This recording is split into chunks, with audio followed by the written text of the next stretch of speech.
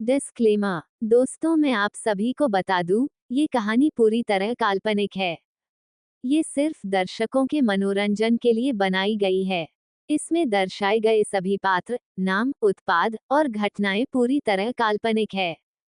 ये कहानी किसी भी तरह से किसी भी व्यक्ति के भावनाओं, प्रथाओं, परंपराओं और विश्वासों के अपमान नहीं करती है। और इसमें सेक्सुअल और एडल्ट इत्यादि जैसे कहानी में बताए गए सभी चीजों का मात्र कहानी के लेखक द्वारा बनाई गई लेख की अपनी एक कल्पना है। तो दोस्तों, मैं आपको आगे बता दूं, अगर आप हमारे we are love story channel पर नए हैं तो वीडियो को भर भर लाइक और चैनल को सब्सक्राइब करना ना भूले। धन्यवाद। 131 only I will bite and eat your lips. कौन हूं मैं? आयशा की आवाज पूरी तरह से टूट चुकी थी। ऐसा लग रहा था कि उसके शरीर में कोई जान ना बची हो। कुछ पलों पहले की ही तो बात थी जब वो इतनी खुश थी और हर चीज को एंजॉय कर रही थी। हालांकि अरमान से उसे नाराजगी जरूर थी, पर इसका मतलब ये नहीं कि उसके मन में किसी भी तरह की उदासी या दुख हो। पर अब केवल और केवल उसे तकलीफ महसूस हो रही थी। आयशा एक टक सारिका की उस तस्वीर को देखे जा रही थी। यह वो चेहरा था जिसे आयशा ने मां समझा, पर सच्चाई तो कुछ और थी। लेकिन आयशा को इस बात का जरा भी मलाल नहीं था कि वो सारिका की बेटी नहीं है, क्योंकि वो जानती थी कि सारिका ने जो प्यार उसे दिया है वो प्यार किसी सगी मां से कम नहीं था। इसलिए शायद कभी आयशा को इस बात का एहसास ही ना हो पाया कि वो असल में सारिका की बेटी है ही नहीं। लेकिन इस वक्त आयशा के सामने सबसे बड़ा सवाल ये था कि भला इतनी बड़ी बात उन्होंने आयशा से छुपी क्यों। आयशा पागल हुई जा रही थी और अचानक से वो रोते हुए चिल्ला उठी। नहीं, चीखते हुए आयशा ने अपने बाल पकड़ लिए और वो गुस्से में कमरे का सारा सामान इधर से उधर फोड़ने लगी। उसने कपबोर्ड खोला और उसमें से अपनी वो सारी यादें बाहर निकलने लगी जो उसने सारिका के संग बिताई थी। उनके साथ की वो तस्वीर, उनकी दिए हुए अनमोल तोहफे और न जाने कितनी चीज जो हर पल उसे अपनी मां के करीब होने का एहसास दिलाती थी। लेकिन अब ये सब यादें सिर्फ और सिर्फ आयशा के मन को सवालों से घेर रही थीं। वो गुस्से में तमाम चीजों को इधर से उधर फेंकने लगी कि तभी अचानक से एक लॉकेट उसके हाथ में आ लगा और उस लॉकेट को जैसे ही वो फेंकने को हुई कि तभी उसके हाथ रुक गए और उस लॉकेट को देखते हुए आयशा के दिमाग में सारिका के कहे वो शब्द गूंज गए जब वो मात्र 14 बरस की थी। तब सारिका ने उसे ये लॉकेट तोहफे में दिया था। वाओ मम्मा, ये तो बहुत ब्यूटीफुल है नहीं? आयशा ने उस लॉकेट को अपने हाथों से टटोलते हुए कहा। इधर सारिका ने मुस्कुराते हुए कहा, अब मम्मा से एक प्रॉमिस करो। क्या? कि तुम ये लॉकेट कभी खुद से दूर नहीं होने दोगी। बोलो, करती हो वादा? सारिका ने अपनी हथेली आयशा के आगे बढ़ा दी और आयशा ने सारिका की हथेली पर तुरंत अपने नन्हे हाथ रख दिए और कहा, मैं इस लॉकेट को कभी खुद से दूर नहीं होने दूंगी मम्मा, आई लव यू। ये कहते ही आयशा सारिका की कमर से लिपट गई। आई लव यू मेरा बच्चा, कहते हुए सारिका ने आयशा के माथे को चूम लिया। और उसी पल आयशा हकीकत में वापस लौटी। उसकी नजरें उस लॉकेट पर जमी रह चुकी थीं और तभी आयशा में धीरे से अपने आंसू पोंछे और इस दफा उसके चेहरे पर बेहद अजीब से भाव आ गए। दूसरी तरफ इंटेलिजेंस ब्यूरो में कबीर इस वक्त लैपटॉप के आगे अपनी निगाहें गड़ाए बैठा था कि तभी वहां पर उसके पार्टनर का आना हुआ, जिस पर कबीर की नजर जरूर नहीं गई, पर वो पहचान गया कि केबिन में इस वक्त आया कौन है। Any update? कबीर ने बिजी टोन में कहा। Not yet. ये सुन कबीर ने गुस्से में अपना हाथ टेबल पर दे मारा और अपने सामने खड़े उस आदमी को देख कहा, तो फिर मेरे पास क्यों आए हो? जाओ और जाकर जितना पता कर सकते हो करो। तुम जानते हो कि हमारे पास आखिरी मौका है और इसे हम अपने हाथ से नहीं जाने दे सकते, क्योंकि अगर ये मौका हमारे हाथ से चला गया तो हम फिर कभी उन सब के खिलाफ सबूत इकट्ठे नहीं कर पाएंगे। इस पर कुछ शख्स ने कहा, जानता हूं, बट कबीर, तुम्हें नहीं लगता कि हम उस लड़की को इन सब में इन्वॉल्व करके सही नहीं कर रहे? आई मीन, तुम जानते हो कि अरमान मलिक कैसा इंसान है। अगर उसे इन सब की जरा भी भनक लगी तो न जाने क्या होगा। कुछ नहीं होगा अरमान, चाहे जैसा हो, लेकिन मैं इतना जरूर जान गया हूं कि वो आयशा को एक खरोच तक नहीं पहुंचाएगा, इसलिए तुम उसकी फिक्र करना बंद करो और अपने काम पर कंसंट्रेट करो। Now go. तो इस बार उस आदमी ने पलट कर कुछ भी नहीं कहा और चला गया।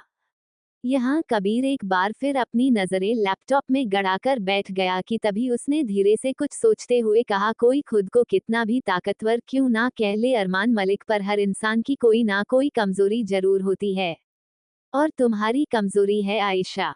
ये कहते ही कबीर के होठों के किनारे मुड़ गए और उसके चेहरे पर शैतानी भाव आ गए। रात का वक्त, बेंगलुरु की सड़कों पर इस वक्त बारिश की बूंदें टपकती जा रही थी। बारिश बेहद तेज थी और ऐसा लग रहा था कि मौसम हर पल बिगड़ता ही जाएगा। कि तभी उन्हें बारिश की बूंद को चीरते हुए अरमान की कार उसके कॉटेज के सामने आकर रुकी। वो गाड़ी से बाहर उतरा।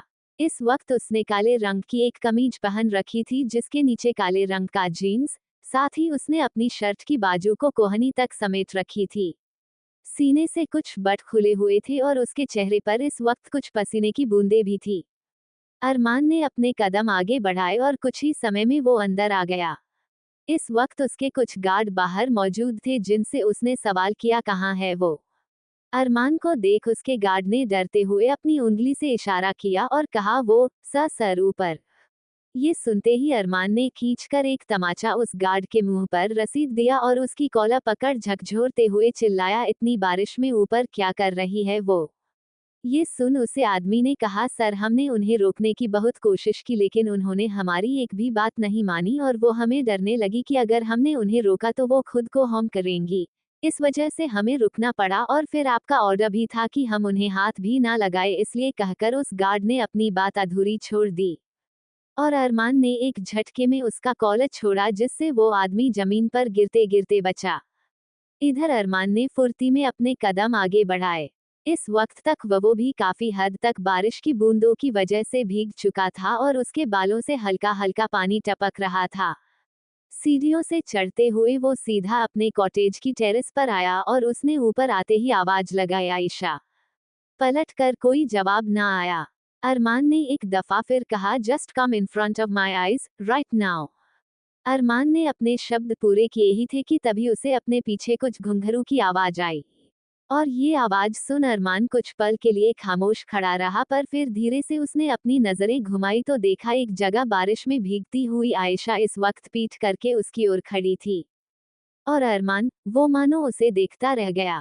आयशा धीरे से अपनी कमर पर हाथ रख हिठलाते हुए मुड़ी और उसने मुस्कुराते हुए अरमान की नजरों में देखा और अब जाकर उन दोनों की नजरें इन 3 दिनों की दूरी के बाद आपस में मिली थी। पर अरमान न सिर्फ उसकी नजरें देख रहा था बल्कि इस वक्त उसका पूरा ध्यान आयशा के हुलिये पर था, क्योंकि आयशा ने इस वक्त काले रंग की एक खूबसूरत सी साड़ी पहन रखी थी। स्लीवलेस ब्लाउज था, गले में मंगलसूत्र, माथे में भरक था उसके नाम का सिंदूर, हाथों में खनखनाती हुई चूड़ियां और कमर पर बंधी एक पतली सी कमरबंद। बवाल लग रही थी आयशा इस वक्त, और ऊपर से उसका भीगा बदन कर ढा रहा था। अरमान बिना एक पलक हटाए आयशा को देखता रहा तो यहाँ आयशा मुस्कुराते हुए उसके करीब अपने कदम बढ़ाने लगी और कुछ ही पलों में उन दोनों के बीच की बची हुई दूरी भी मिट चुकी थी। कि तभी आयशा ने अपने हाथों का हारा अरमान के गले में फंसा दिया और उसके होठों के करीब अपनी होंठ ले जाकर कहा, क्या हुआ, होश उड़ गए। ये कहते ही आयशा ने बेहद ही नशीले अंदाज में अपने निचले होंठ को दांतों तले दबा लिया और उसकी इस हरकत पर अरमान का हाथ बेहद सख्ती से आयशा के चेहरे पर आ रखा और उसने तुरंत आयशा के उस निचले होंठ को अपने अंगूठे से प्रेस करते हुए दूसरा हाथ उसके गीले बालों में जकड़ दिया और उसके बालों को अपनी मुट्ठी में भरकर कहा, don't you dare to bite your lips, because only I have the right to not only bite but eat them. और ये कहते ही अरमान ने एक तरफ उसके होंठों से अपना अंगूठा हटाया और दूसरी तरफ अपने होंठों को उसके होंठों में धंसा दिया। आज की रात ना सिर्फ मोहब्बत, जुनून और दीवानगी की बारिश होने वाली थी, बल्कि कुछ और भी था जो मुकम्मल होने वाला था। 132 फायरी रोमांस, यूं अंखियां मिला के अंखियों से बोल्ड आयशा।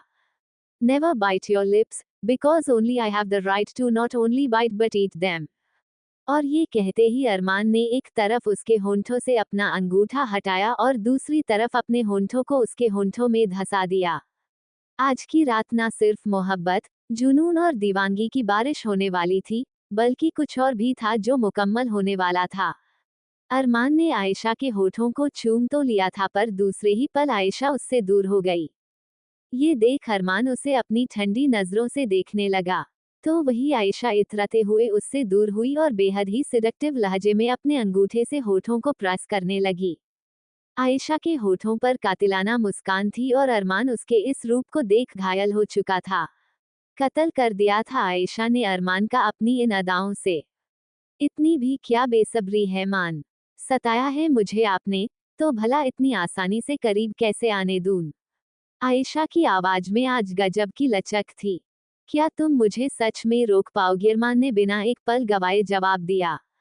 किसने कहा मैं रोकना चाहती हूँ? और इन शब्दों के साथ आयशा के होठों के किनारे मुड़ गए कि तभी आयशा ने अपने कदम अरमान के करीब बढ़ाए और जैसे ही वो उसके पास आ खड़ी हुई कि अचानक से आयशा ने अरमान की कॉलर अपनी मुट्ठी में जकड़ दी और उसे खुद के करीब खींचते हुए उसकी आंखों में देख कहा, वॉच मी। ये कहते ही आयशा ने अरमान को पीछे धक्का दे दिया जिस कारण अरमान सीधा वहां बनी बैठक पर जा गिरा। अनायास ही अरमान के होठों पर एक शैतानी मुस्कुराहट आ गई। उसने अपने हाथ फैला दिए और उन हाथों को उस बैठक के ऊपर रखते हुए वो आयशा को ऊपर से नीचे देखने लगा। आयशा ने अरमान से अपनी नजरें हटाए बिना अपने कदम पीछे लिए और वो अचानक से मुड़कर खड़ी हो गई कि तभी वहां एक गाना बज उठा। आयशा ने बड़ी अदाओं से अपने पीठ पर चिपके बालों को एक हाथ से सरकाते हुए एक कंधे पर रख लिया जिस वजह से आयशा का बैकलेस ब्लाउज अब अरमान के सामने था। वो उसकी खुली हुई पीठ को अपनी आंखों से देख पा रहा था तो यहाँ आयशा ने हवा में अपने हाथ फैलाए और उस गाने के बोल पर से कमर लचकाने लगी। Earphones recommended. आएगा मजा अब बरसात का, तेरी मेरी दिलकश मुलाकात का। और इसी के साथ आयशा शौखी भरे अंदाज में पलट गई। अब उसकी नजरें अरमान की नजरों से मिली थी कि तभी वो थिरकते हुए उसके करीब आई और अपने सीने पर हाथ रख उसकी आंखों में देख गुनगुनाने लगी। मैंने तो संभाले रखा था, मैंने तो संभाले रखा था, तूने देखा दुपट्टा छूट गया। कि तभी आयशा ने अपनी नजरों पर अपने हाथ टिका दिए। यूं अंखियां मिला के अंखियों से, यूं अंखियां मिला के अंखियों से, परदेसी मुझे तू लूट गया। आयशा के इस लचीले अंदाज को देख अरमान के चेहरे पर कुछ नए से भाव आ गए। पिछली दफा भी आयशा ने कुछ इसी तरह से अपनी अदाओं से अरमान को तंग किया था लेकिन उस वक्त वो नशे में थी पर इस बार वो पूरी तरह से होश में थी। और बेशक उसका ये बोल्ड अंदाज अरमान के दिल में उतरता चला गया। आयशा अरमान से कुछ कदमों की दूरी पर खड़ी थी कि तभी अरमान उसे देख खड़ा हुआ और उसने अचानक से आयशा की कमर में हाथ डाल उसे अपने करीब खींच लिया। उन दोनों को इस बात का होश रहा ही नहीं था कि वो बारिश में किस कदर भीग चुके हैं क्योंकि इस वक्त उन्हें सिर्फ और सिर्फ बेबाकी दिख रही थी। आशिकी पर उतरने की बेबाकी। आयशा अरमान के सीने से आ लगी थी। उसके होठों पर वो कातिलाना मुस्कान अब भी बरकरार थी कि तभी अरमान ने उसके भीगे चेहरे पर अपनी उंगलियां घुमाई। एक भीगी हसीना क्या कहना, यौवन का नगीना क्या कहना, सावन का महीना क्या कहना, बारिश में पसीना क्या कहना। उसी पल आयशा उससे एक झटके में दूर हुई और अपने होंठों पर उंगलियां थिरकाने लगी। मेरे होठों पे अंगूर का जो पानी है, मेरे महबूब तेरे प्यास की कहानी है। जब घटाओं से बूंद जोर से बरसती है, तुझसे मिलने को तेरी जानेमन तरसती है। आयशा अरमान के करीब आई और इस बार उसने अपनी बाहों का हार उसके गले में डाल दिया और बेखुदी के साथ उसे देखते हुए गुनगुनाने लगी। अंदाज जो देखा जालिम का, अंदाज जो देखा जालिम का, सब्र का बांध मेरे टूट गया। ऐसा लगा मानो मोहब्बत सर चढ़कर बोल रही हो। आयशा ने अपनी उंगलियां अरमान के भीगे चेहरे पर टिकाई और उंगलियों को उसके चेहरे से नीचे ले जाते हुए गर्दन तक लाई और फिर गर्दन से सीने तक और सीने पर आते ही उसकी उंगलियां अरमान की शर्ट से जा उलझी और वो उसकी बटन खोलने लगी। अरमान उसकी हरकत को देखा जा रहा था कि तभी आयशा ने अरमान के सीने की सारी बटन खोल दी और अब अरमान का सीना उसकी नजरों के सामने था और इसी के साथ आयशा ने अपने तपते होंठ अरमान के सीने पर रख दिए। उस एक पल में अरमान की आंखें बंद हो गई। आयशा अरमान के सीने को चूमते ऊपर तक बढ़ने लगी। उसने बेखुदी के साथ अरमान की गर्दन को चूमा और तभी एक नजर अरमान के चेहरे को देखा कि तभी उसने अपने दांत उसकी गर्दन पर गड़ा दिए। हर दफा अरमान उसके जिस्म पर अपने होठों और दांतों की मोहर लगता था और इस दफा ये काम आयशा ने बखूबी किया। पर अरमान को मानो उसके दांतों का एहसास हुआ ही नहीं। उसने उफ़ तक ना की और आयशा को उसकी मनमानी करने दी। आयशा उसकी गर्दन को छोड़ अब अरमान के होठों तक आ गई थी। अरमान के होठों को बेख्याली के साथ देखते हुए आयशा की नजरें अरमान की नजरों से जा मिली। बड़ी बेचैन हूँ मेरी जान, मैं कल परसों से था मुझे इंतजार इस दिन का बरसों से। अब जो रोकेगा तो मैं हद से गुजर जाऊंगी, और तड़ा पाएगा दिलदार तो मर जाऊंगी। आयशा ने अपने होंठ अरमान के होठों पर रख दिए। फर्क सिर्फ इतना था कि वो उसके होठों को नहीं बल्कि अरमान के होठों पर बह रही बारिश की बूंद को चूम रही थी। रह जाएंगे प्यासे हम दोनों, रह जाएंगे प्यासे हम दोनों, ये मौसम जो हमसे रूठ गया। आयशा ने अरमान की आंखों पर अपने हाथ रख दिए और खूबसूरती से उन्हें चलाने लगी। उसके चेहरे पर एक मुस्कुराहट थी। वो कभी अरमान के गालों को चूमती और कभी उसकी नाक को, लेकिन होंठों को चूमने की बारी आते ही वो बड़ी ही नाज अंदाज से अपने होंठ उससे दूर कर लेती। यूं अंखियां मिला के अंखियों से, यूं अंखियां मिला के अंखियों से, परदेसी मुझे तू लूट गया। आयशा बेखुदी के साथ अरमान के इर्द गिर्द लचकने लगी। वो अरमान के पीछे जाकर खड़ी हुई और उसकी पीठ से अपनी पीठ लगाकर उसने अपना सर अरमान की कंधे पर टिका दिया। कि तभी वो अचानक से पलटी और अरमान की शर्ट को उसके कंधे से उतारने लगी। जैसे ही आयशा ने उसकी शर्ट उतारकर अरमान के जिस्म से अलग कर उसे जमीन पर फेंका कि तभी अचानक से अरमान ने बिना मुड़े अपना हाथ पीछे किया और एक झटके में आयशा के बालों को अपनी मुट्ठी में जकड़कर उसे अपने सामने खड़ा कर दिया। और अब उनके बीच में एक अजीब सा तनाव बढ़ गया था। एक दिल धड़का देने वाला, सांसें बढ़ा देने वाला और एक दूसरे को बेकाबू कर देने वाला तनाव। आयशा बिना डरे या बिना घबराहट के अरमान की तपती आंखों में देखे जा रही थी और अरमान की नजरों में एक अजीब सी आग जलने लगी। तुम जानती भी हो कि तुम क्या कर रही हो? अरमान के इस सवाल का जवाब देने के लिए आयशा ने अपने हाथ अरमान की गर्दन में फंसाए और अगले ही पल अपनी एड़ियों को उठाते हुए उसने एक झटके में अरमान के होठों को चूम लिया। वक्त थम सा गया, पर बारिश अभी उतनी ही तेजी के साथ बरसे जा रही थी। आयशा के होंठ अरमान की होठों में लिभड़े हुए थे और न सिर्फ वो अरमान के होठों को चूम रही थी बल्कि उन दोनों की जबान में बारिश की बूंद का पानी भी घुल रहा था। आयशा की साड़ी उसके बदन से चिपकी हुई थी। अरमान ने एक दफा जब उसे किस्सस करना सिखाया था, आज उसका नतीजा बखूबी देखा जा सकता था क्योंकि आयशा इस कदर उसके होठों को चूम रही थी मानो जन्मों की प्यासी हो। ऐसा लग रहा था कि आज आयशा और अरमान की रूह बदल गई हो और आज आयशा के ऊपर अरमान हावी हो चुका हो। क्योंकि आयशा अरमान को पूरी तरह डोमिनेट कर रही थी। अरमान कुछ लम्हों तक अपने होठों को बिना हिलाए खड़ा रहा कि तभी उसने अपने दोनों हाथ मजबूती से आयशा की पीठ पर जकड़ दिए और उसकी पीठ को बेहद ही रफली सहलाने लगा। कि तभी एक झटके में उसने आयशा को अपनी कमर पर लिफ्ट किया तो वही आयशा ने अपने पैर मोड़ लिए और खुद के होठों को बिना उससे दूर किए वो अरमान को चूमती रही। कुछ ही पलों में वो दोनों नीचे आए। कमरे में आते ही अरमान ने आयशा की पीठ दीवार से लगा दी और उसके ऊपर इस कदर हावी हो गया जैसे अब रुकेगा ही नहीं। अरमान ने अपने होठों का और अपने शरीर का दबाव आयशा के जिस्म और उसके होठों पर छोड़ दिया था और वो बेहिसाब उसके लबों को चूमता जा रहा था।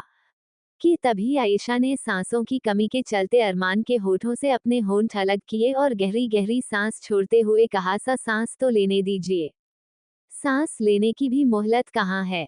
ये कहते ही अरमान जैसे ही दोबारा आयशा के होठों को चूमने को हुआ कि तभी आयशा ने उसके होठों पर अपनी उंगली टिका दी। मैंने कहा था ना, इतनी आसानी से नहीं, कहकर आयशा ने नशीले अंदाज में अरमान की आंखों में देखा और फिर वो उसके कंधे पर हाथ रख उससे दूर हो गई। अरमान ने उसे आज अपनी पूरी मनमानी करने दी। वो भी आयशा की हद देखना चाहता था कि आज रात आयशा क्या क्या कर सकती है। तो वही आयशा उसे देखते ही देखते अपने कदम पीछे लेने लगी और तभी वो एक जगह आकर रुक गई। उसने एक नज़र वहां ठीक उसके किनारे रखी टेबल पर डाली जिस पर एक शराब की बोतल रखी थी। आयशा ने एक बार फिर अरमान को देखा और तभी उसने अपना हाथ अपने कंधे पर रख दिया और एक झटके में साड़ी का पल्लू बदन से गिरा दिया। आयशा के जिस्म से चिपका वो पल्लू उसके सीने से अलग हो गया और देखते ही देखते आयशा ने अपने बदन से वो पूरी साड़ी निकालकर जमीन पर फेंक दी और तभी उसने उस टेबल पर रखी वो शराब की बोतल उठाई। आयशा की नजरों में आज एक अलग सी चमक थी।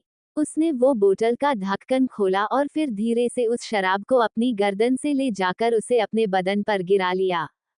शराब की बूंद की धार उसकी गर्दन से सरकते हुए सीने तक और फिर सीने से सरकते हुए पेट पर आ पहुंची। कि तभी आयशा ने अचानक से उस शराब को अपने होठों से लगा लिया और उसे अपने मुंह में भर लिया।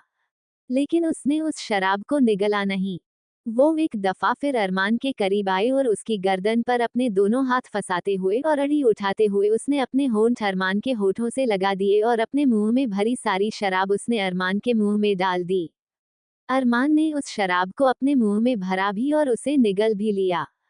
इसी के साथ आयशा उससे दूर हुई और फिर वो सीधे अरमान के सामने बिस्तर पर पीठ के बल जाकर लेट गई और उसने धीरे से अरमान की आंखों में देख शिद्दत भरी आवाज में कहा, now kiss me husband. 133 a passionate night and dark secrets.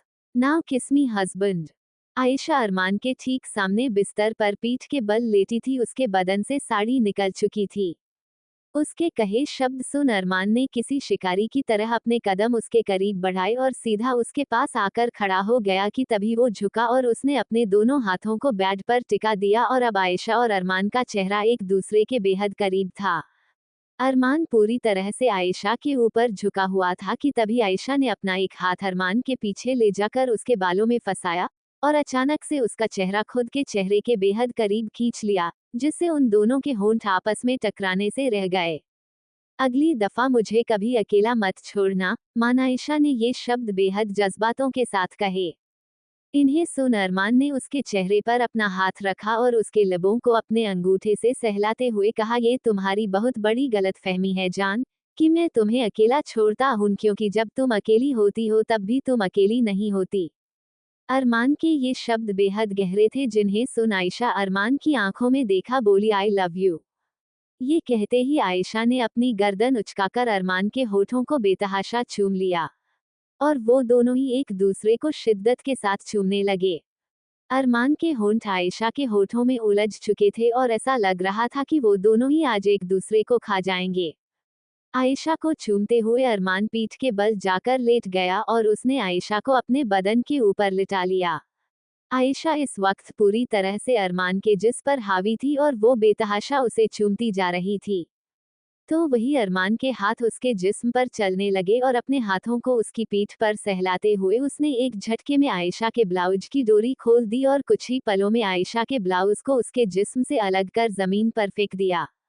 Ayesha ने आज पूरा साज श्रृंगार किया था, जिनमें वो पायल भी शामिल थी जो अरमान ने उसे दी थी। उसकी पायल का शोर खनखनाते हुए उस कमरे में गूंज रहा था। हाथों में पहनी हुई चूड़ियों की खनखनाहट अरमान के कानों में किसी मधुर संगीत की तरह बज रही थी। अरमान ने आयशा के होठों को आजाद किए बगैर उसे पीठ के बल बिस्तर पर लिटाया और फिर उसके होठों को छोड़ वो अब आयशा की गर्दन और उसके जिस्म के कई हिस्सों को चूमने लगा। आयशा लंबी लंबी आहें भर रही थी। उसके हाथ अरमान के बालों में चल रहे थे और आंखें बंद थी। वो इस एहसास में पूरी तरह से खो चुकी थी और अब वो दोनों ही मानो किसी और दुनिया में चले गए। कपड़े पल भर में जिस्मों से अलग होकर जमीन पर जा गिरे और आयशा अरमान एक दूसरे की बाहों में एक चादर में लिपटे थे। अरमान लगातार आयशा के होठों को चूमे जा रहा था। आयशा के बदन से हर एक कपड़ा और हर एक लिबास उतर चुका था, सिवाय उसके हाथों में खनखनाती हुई चूड़ियों और पैरों में बंधी पायल के। कि तभी अरमान ने आयशा को बेहिसाब और बहके अंदाज में छूते हुए उसकी कलाई पकड़ी और उन कलाइयों को बिस्तर पर धंसा दिया, जिससे आयशा की चूड़ियां टूट गई। अरमान उसे जगह जगह चूमे जा रहा था।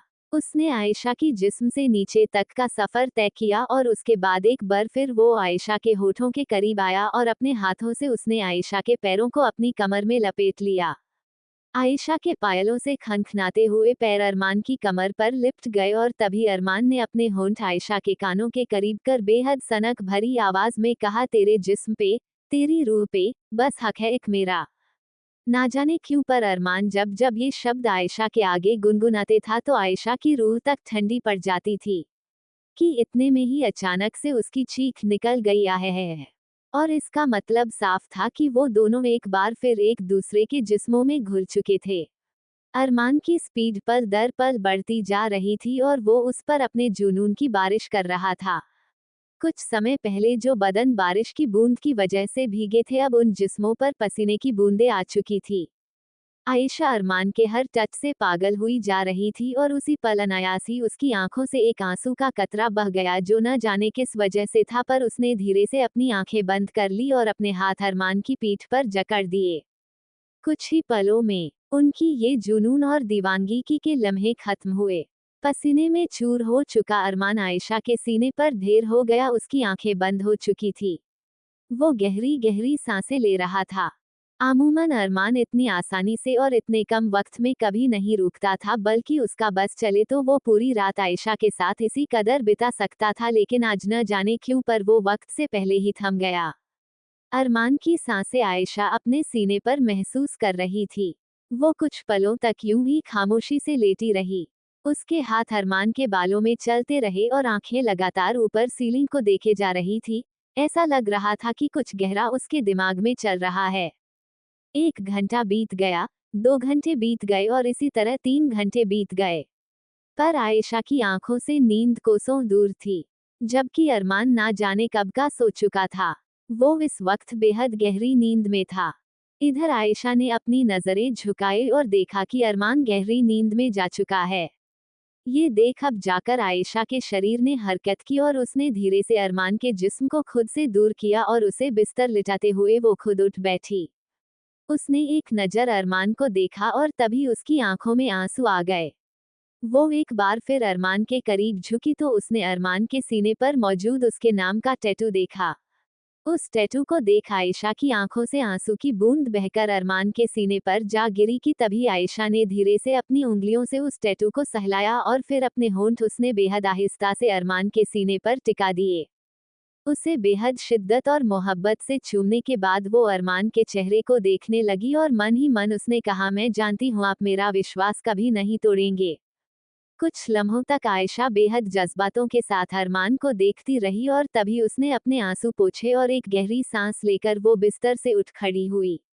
उसने कपबोर्ड से अपने लिए एक नाइट ड्रेस निकाली और उसे पहनकर वो एक बार फिर बिस्तर के करीब आई।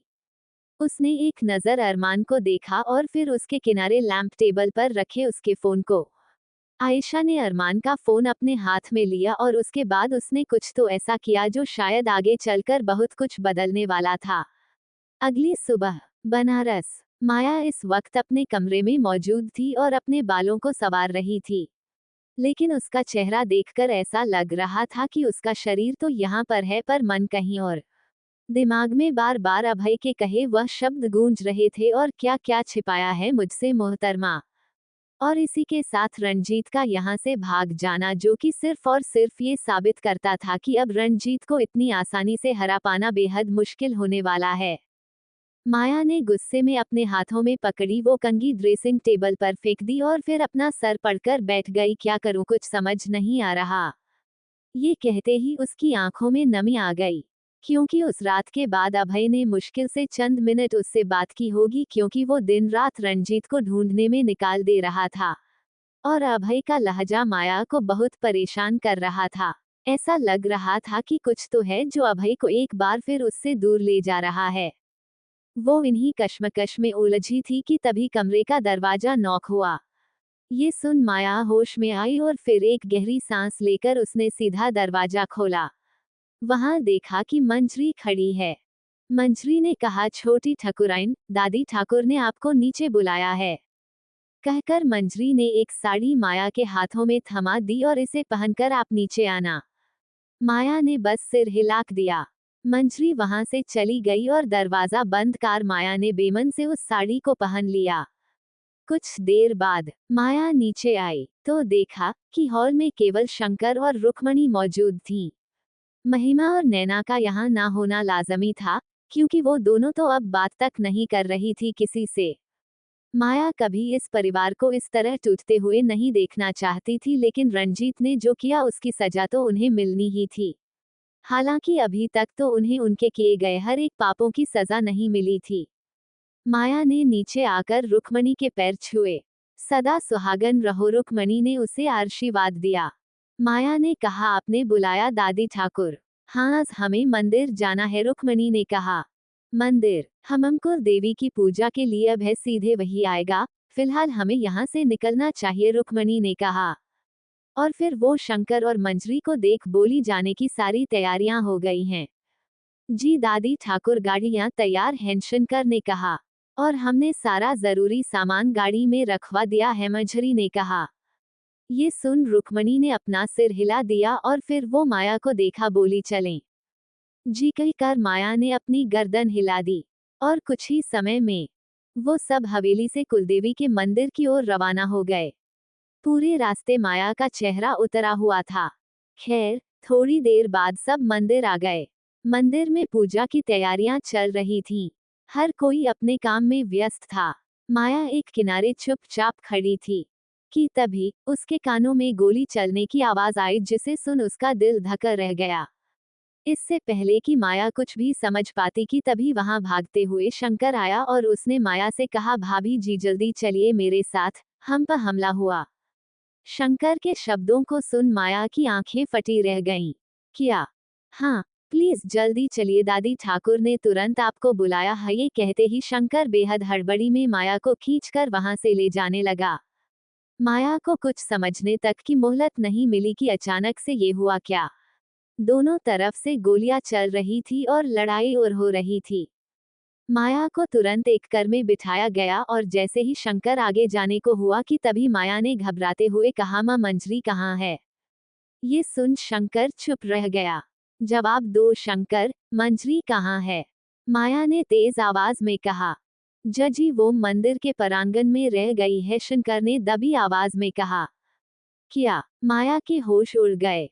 तुम उसे छोड़ के कैसे आ सकते हो?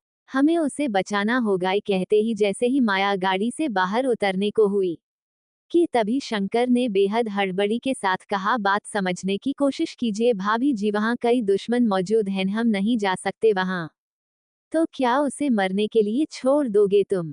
माया अचानक से बेहद ही आक्रोश के साथ चिल्ला उठी और शंकर खामोश रह गया। उसने पहली बार माया को इस कदर गुस्से में देखा था। दूसरी तरफ मंजरी उस मंदिर के बंद परांगण में मदद के लिए चिल्ला रही थी। वो बेचारी रोए जा रही थी, लेकिन कोई उसकी मदद के लिए आगे न आया। इधर अचानक से उसके बालों को किसी आदमी ने बेरहमी से पकड़ा और दांत पीसते हुए बोला, आज ठाकुर खानदान के किसी शख्स का तो खून जरूर बहेगा।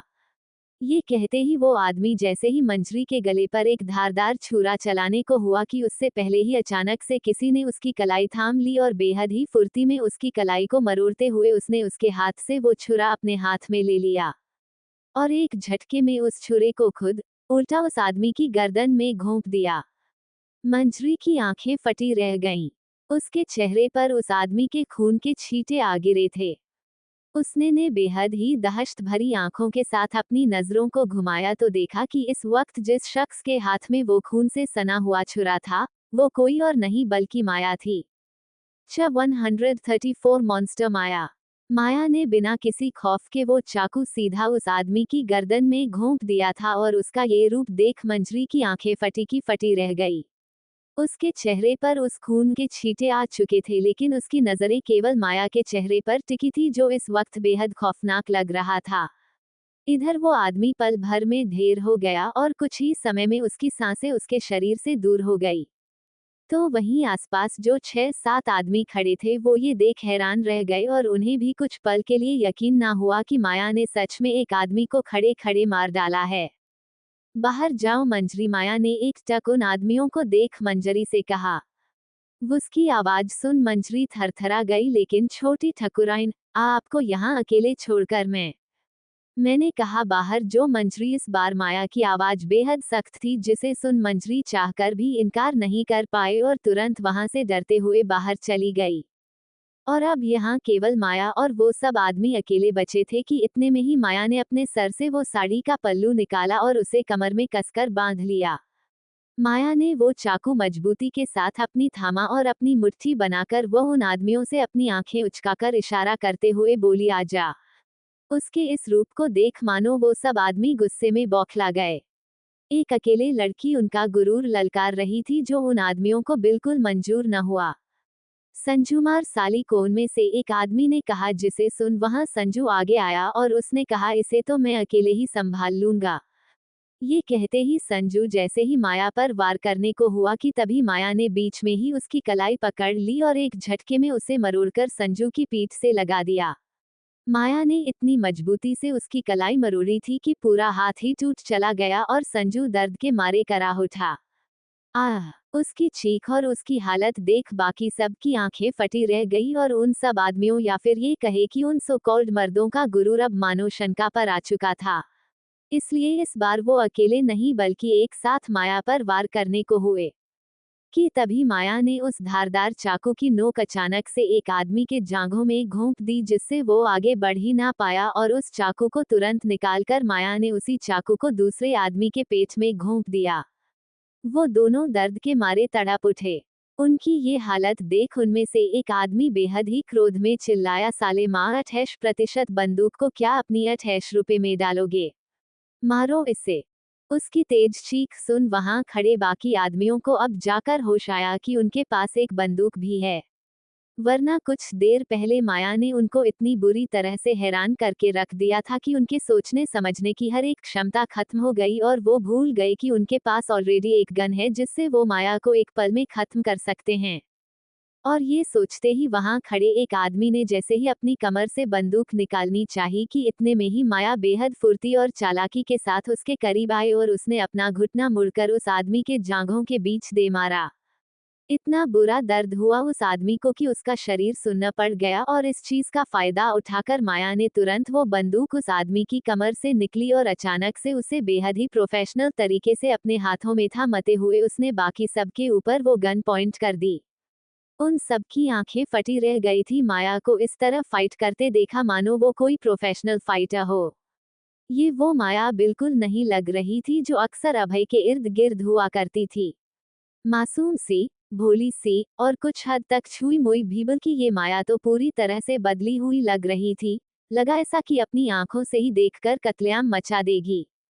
माया ने उस गन की ट्रिगर पर अपनी उंगलियां फंसाते हुए उन सभी आदमियों से कहा, अगर किसी ने भी आगे बढ़ने की जरूरत की तो खड़े खड़े गोलियों से भून दूंगी।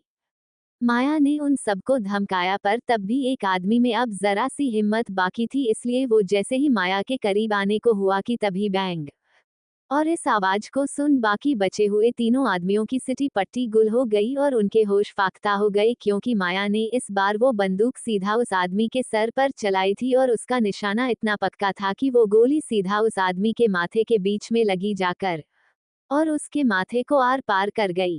कहा था ना, खड़े खड़े गोलियों से भून दूंगी। कहते ही माया ने एक और ट्रिगर दबाई, जिसके साथ वो आदमी सीधा जमीन पर ढेर हो गया और वक्त न लगा उसे मरने में। किसी को यकीन नहीं हो रहा था कि कोई लड़की ऐसा कर सकती है, लेकिन उन्हें अंदाजा नहीं था कि ये कोई आम लड़की नहीं बल्कि माया है। माया, और उससे जीत पाना इतना आसान तो हरगिज नहीं। इधर माया उन सब की ओर गन पॉइंट करके बोली, अब यहाँ से हिलना भी मत, वरना बेरहम मौत मारे जाओगे। ये कहते ही माया बेहद सतर्कता के साथ उस बंदूक को उन आदमियों पर पॉइंट करते हुए बाहर निकलने लगी। और जैसे ही दरवाजा खोलने के लिए उसने कुंडी पर अपना हाथ लगाया कि तभी उसके कानों में एक आवाज आई, मॉन्स्टर माया। ये आवाज सुनते ही माया के हाथ ढीले पड़ गए और उसकी आंखों में अजीब से लहजा आ गया। इस आवाज ने उसे अंदर तक डरा कर रख दिया था। माया का चेहरा इस वक्त दरवाजे की तरफ मुड़ा हुआ था और उसकी आंखों में अजीब सा डर छा गया था कि तभी एक झटके में वो पलटकर खड़ी हुई और जैसे ही उसने अपने सामने खड़े शख्स को देखा तो उसके पैरों तले जमीन खिसक गई। बरबस ही उसके मुंह से बस एक शब्द निकला, शेड। हाँ, उसके सामने अचानक से वहां आया शख्स कोई और नहीं बल्कि शेड था। वो शेड जिससे एक दिन पहले अरमान की मुलाकात हुई थी। शेड के होठों पर इस वक्त मुस्कुराहट थी। वो मुस्कुराते हुए माया के करीब आकर खड़ा हुआ। वो उस परांगण के पीछे वाले दरवाजे से यहाँ आया था। उसके साथ उसके कई आदमी भी थे, तो वही बाहर किसी को ये अंदाजा नहीं था कि अंदर आखिर हो क्या रहा है। यहाँ शेर ठीक माया के सामने आ खड़ा हुआ और उसने अजीब आवाज में मुस्कुराते हुए कहा, मुझे तो लगा था मेरी मॉन्स्टर माया अब मोम की गुड़िया बन चुकी होगी, पर तुमने मुझे गलत साबित कर दिया। माया शेर के शब्दों को सुन कांपने लगी थी। उसका पूरा चेहरा पसीने में भीगने लगा। उसके चेहरे पर आए डर को देख शेर ने कहा, चचा ये क्या हालत बना ली है तुमने अपनी माया। कहकर शेर ने माया को ऊपर से नीचे तक देखा। ये साड़ी, ये सिंदूर, मंगलसूत्र, चूड़ियां, जिन हाथों में सिर्फ बंदूक हुआ करती थी उनमें अब चूड़ियां है। जिस चेहरे पर आज तक मैंने एक आंसू नहीं देखा वो चेहरा अब दिन रात आंसुओं में भीग रहता है। ये कहते ही शेर हंस पड़ा। सच कहा है किसी ने, ये साली मोहब्बत बड़ी कुत्ती चीज होती है। अब तुम्हें ही देख लो, क्या से क्या बना दिया ठाकुर की मोहब्बत ने। माया की सांसें तेज होती जा रही थी और वो हर बीतते पल के साथ पसीने में चूर होती जा रही थी। एक आसान सा काम सौंपा गया था, तुम्हें ठाकुर को मोहब्बत के जाल में फांसाओ और इस तरह फांसाओ कि अगर तुम उसे छोड़कर जो तो वो टूटकर बिखर जाए। और ऐसा हुआ भी, लेकिन उसके बाद जो हुआ वो सब तो कभी इस मकसद का हिस्सा नहीं था। अब जाकर शेर की आवाज में सिर्फ और सिर्फ गुस्सा छलक रहा था। एक मामूली से काम को तुमने पहेली की तरह उलझाकर रख दिया, बिना इस बात की परवाह किए कि इसका अंजाम क्या हो सकता है। शायद तुम्हें अभय से ज्यादा मोहब्बत है, इसलिए तुमने एक बार भी नहीं सोचा कि तुम्हारे इस किए गए अंजाम के बारे में, शेर ने कहा। इधर माया के हाथ से वो बंदूक छूटकर जमीन पर जा गिरी और माया फूटकर रो पड़ी। उसे सब समझ में आ गया था कि ये सब शेर का बिछाया जाल था जिसमें वो फंस चुकी थी। ये जो आदमी जिन्होंने उस पर हमला किया था वो किसी और की नहीं बल्कि खुद शेर के भेजे हुए आदमी थे। उसे रोते देख शेर ने कहा, फिर से ये अश्क बहने लगे, कितना कमजोर बना दिया उस ठाकुर ने तुम्हें। पर माया के शरीर में कोई जान नहीं बची थी। वो सीधा शेर के कदमों में घुटनों के बल जा गिरी और अपने हाथ जोड़ते हुए बोले, मां मुझे आजाद कर दीजिए इन सब से। माया की इस दुर्दशा को देख शेर के होठों पर एक बेहद ही संतुष्टि भरी मुस्कान ने पहरा जमा लिया। उफ़ माया, तुम तो मेरे सर का ताज हुआ करती थी, तुम्हें अपने पैरों में गिरा हुआ देख मुझे सच में बहुत तकलीफ हो रही है। ये कहकर शेर ने माया को कंधों से पकड़कर खड़ा किया और फिर कुछ पलों तक उसके रोते चेहरे को देखने के बाद उसने कहा, और अगर मुझे तकलीफ हुई है तो भला मैं तुम्हें कैसे खुशियां दे दूं। शेर के कहे इन शब्दों को सुनते ही माया का दिल धक रह गया। उसने जैसे ही अपनी नजरें उठाकर शेर को दिखा कि तभी शेर के होंठों पर एक ऐसी मुस्कान आ गई जो मानो सब तबाह कर दे। 135 तुम ब्रेकफास्ट खाना मैं तुम्हें खाऊंगा। SENSUAPUNISHMENT। बैंगलोर। एक गहरी नींद के बाद अरमान की आंख खुली। वो कुछ पलों तक खामोशी के साथ लेटा रहा और ऊपर सीलिंग को देखता रहा कि तभी उसने अपने बालों में हाथ फिराया और बिस्तर से उठ बैठा। उसने बिस्तर की दूसरी ओर अपनी नजर डाली तो देखा वहां पर आयशा नहीं है। ये देख अरमान चादर हटाकर बिस्तर से उठ खड़ा हुआ और फिर उसने अपनी कमर पर एक टॉवल लपेटी। ड्रॉर से एक सिगरेट निकालकर उसने उसे अपने होठों से लगाया और फिर लाइटर से जलाने के बाद वो कमरे का दरवाजा खोल नीचे बढ़ने लगा। तो वहीं नीचे किचन में अरमान की काली शर्ट अपने बदन पर लपेटे आयशा किचन में जुटी पड़ी थी और कुछ तो बनाने में व्यस्त थी। उसका कंसंट्रेशन पूरी तरह से खाना बनाने पर था। हालांकि वो बात अलग है कि उसे कुछ बनाना आता नहीं, पर फिर भी वो एक कोशिश कर रही थी। और उसी पल किचन में अरमान का आना हुआ। वो चुपचाप किचन की चौखट पर अपना कंधा टिकाकर खड़ा हो गया और अपने होठों में सिगरेट फंसाए उसकी लंबी लंबी कश लेते हुए वो आयशा को देखने लगा। आयशा की बैक उसकी तरफ थी, इसलिए आयशा उसको नहीं देख पा रही थी, तो वही अरमान की नजरें केवल आयशा के बदन पर ठहरी हुई थी और वो एकटक उसे ऊपर से नीचे तक देख रहा था। आयशा, जो पूरी तरह से खाना बनाने में लगी थी, कि तभी अचानक से उसे अरमान ने पीछे से ही अपने सीने से लगा लिया, जिसे महसूस कर आयशा की धड़कनें बढ़ गईं। अरमान का एक हाथ उसके पेट पर फंसा था तो दूसरा हाथ खाली लटका हुआ था और उसकी उंगलियों के बीच सिगरेट दबी हुई थी, जिसे अपने होठों में एक किनारे फंसाकर उसने आयशा के कानों के करीब जाकर कहा, कल से काफी बदले बदले अंदाज हैं तुम्हारे। अरमान की इस आवाज और उसके सवाल को सुन आयशा के चेहरे की हवाएं उड़ गई। वो जानती थी कि अरमान से कुछ भी छुपा पाना कितना मुश्किल हो सकता है, और मुश्किल ही क्यों बल्कि नामुमकिन हो सकता है, लेकिन इसके बावजूद वो इतना बड़ा रिस्क ले रही थी। उसने एक गहरी सांस ली और फिर धीरे से अपनी गर्दन घुमाते हुए उसने बिना पलटे अरमान का चेहरा देखा और बात बदलते हुए कहा, मैं आपसे अब भी नाराज हूँ, इसलिए तुम मेरे लिए ब्रेकफास्ट बना रही हो। अरमान की इस बात को सुन आयशा हैरानी के साथ उसे देखने लगी कि आखिर उसे कैसे पता चला कि ये सब वो अरमान के लिए ही कर रही है। किसने कहा कि ये सब मैं आपके लिए कर रही हूँ, मैं तो अपने लिए बना रही थी। भूख जो लगी थी मुझे, आयशा ने इतराते हुए कहा। नो प्रॉब्लम, तुम ब्रेकफास्ट खाना, मैं तुम्हें खाऊंगा, कहते हुए अरमान के होंठ आयशा के होठों के एकदम करीब आ गए। आयशा की पीठ अब भी अरमान के सीने से लिपटी हुई थी, तो वहीं अरमान के होंठ उसकी गर्दन के बेहद ऊपरी हिस्से पर हरकत करने लगे और उसका एक हाथ आयशा की उसे शर्ट के भीतर जाने लगा, जिसकी उंगलियों को महसूस कर आयशा के रोंगटे खड़े हो गए। ममान जान, अरमान ने बेख्याली के साथ कहा। ब ब्रेकफास्ट करना है, आयशा ने बेकाबू होती आवाज में कहा। मुझे भी, कहते ही अरमान ने एक झटके में आयशा के लबों को अपने लबों में कैद कर लिया और आयशा उसकी हरकत पर फ्रीज हो गई।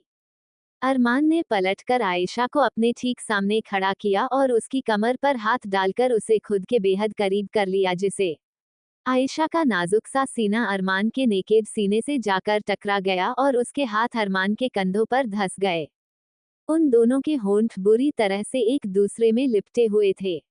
आयशा को अरमान के मुंह से अभी भी सिगरेट की स्मेल आ रही थी, जो उसे परेशान भी कर रही थी, पर वो अरमान को रोक भी नहीं पा रही थी।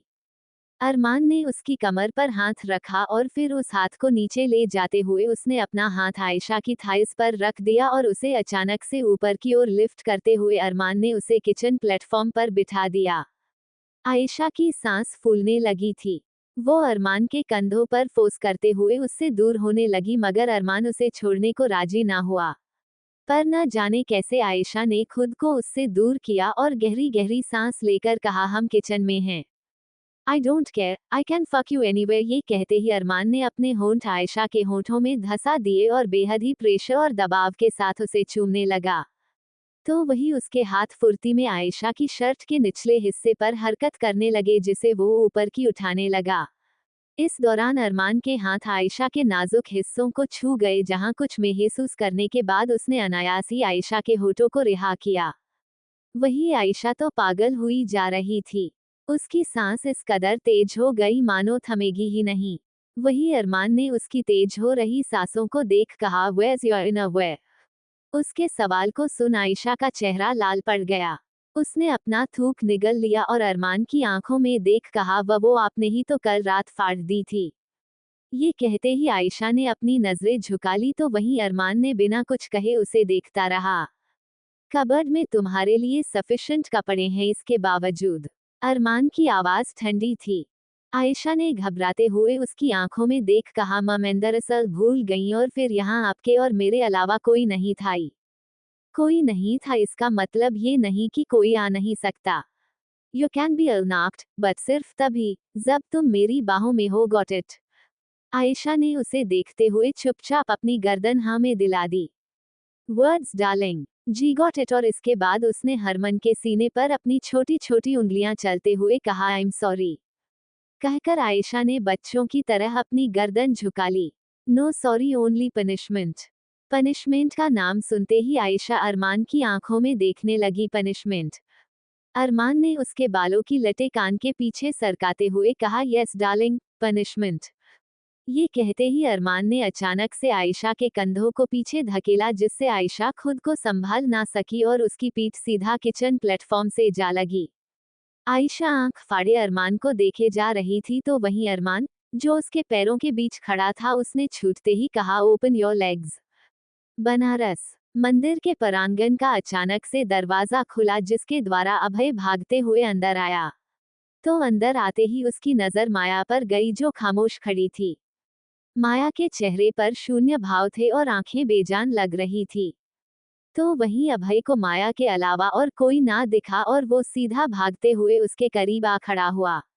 उसने एक झटके में माया की बाजू पकड़कर उसे अपने सीने से लगा लिया। उसका एक हाथ मजबूती से माया के बालों में उलझा था, वहीं दूसरे हाथ से उसने उसकी कमर जकड़ रखी थी। अभय के चेहरे को ये देखकर ही बताया जा सकता था कि वो किस कदर डर गया था जब उसे पता चला कि मंदिर में क्या हुआ है। उसने तुरंत अपने तपते हुए होंठ माया के माथे पर रख दिए और फिर बेहद आहिस्ता से उसने माया के चेहरे को थामकर उसे खुद से दूर किया और उसकी आंखों में देख कहा, तुम ठीक हो। माया कोई जवाब ना दे पाई, और इससे पहले कि वो कुछ बोलती भी कि तभी अब जाकर अभय की नजर उस परांगण में गई जहां की हालत देख उसके चेहरे का रंग फीका पड़ गया। जगह जगह खून के छींटे, साथ ही जमीन में पड़ी लाशें। आखिर ये सब कैसे हुआ? यहाँ तो सिर्फ अकेली माया थी, तो भला इन सब का ये हाल किसने किया? अभय की आंखें इस नजारे को देखते ही रह गई और तभी अचानक से उसके हाथ कस गए माया के जिस्म पर, जिसके साथ ही उसकी नजरें माया के चेहरे पर जा टिकी। तो इसका मतलब माया ने इन्हें मारा? इस एक सवाल ने अभय का पूरा लहजा बदल दिया। बेंगलुरु, पसीने में चूर हो चुका आयशा का हाँफता हुआ बदन, जिसके ऊपर अरमान हावी था, वो अब जाकर उससे दूर हुआ। आयशा के जिस्म में कोई जान नहीं बची थी कि तभी अरमान का फोन बज पड़ा। अरमान ने आयशा के माथे चूमकर कहा, अपुनिश यू एवरी टाइम जान, अगर दोबारा तुमने ये किया। ये कहते अरमान आयशा से दूर हुआ और उसे अपनी गोद में लेकर वो सबसे पहले ऊपर रूम में गया। आयशा तो बेचारी बेहाल हो चुकी थी। अरमान ने उसे बेड पर लिटाकर उसका माथा चूम लिया और कहा, टेक रेस्ट नाउ और ब्रेकफास्ट में ही बना दूंगा, क्योंकि जो डिश तुम बना रही थी उसमें नमक नहीं डाला जाता। अरमान के इन शब्दों को सुन आयशा की आंखें बेहाली में भी फैल गई। तो वहीं अरमान उससे दूर होकर वो फोन रिसीव करने बाहर चला गया और यहाँ आयशा उसे जाते देखती रह गई। उसके जाते ही आयशा ने कसके अपनी आंखें मींची और कुछ देर पहले जो हुआ उन पलों को याद करने लगी कि तभी उसके होंठों पर बेहद प्यारी मुस्कान आ गई। उसी पल बरबस ही आयशा का फोन पॉप अप हुआ। उसने उसी मुस्कुराहट के साथ अपना फोन उठाया और जैसे ही उसमें पड़े मैसेज को देखा, उसे देख आयशा की सारी मुस्कान ढल गई।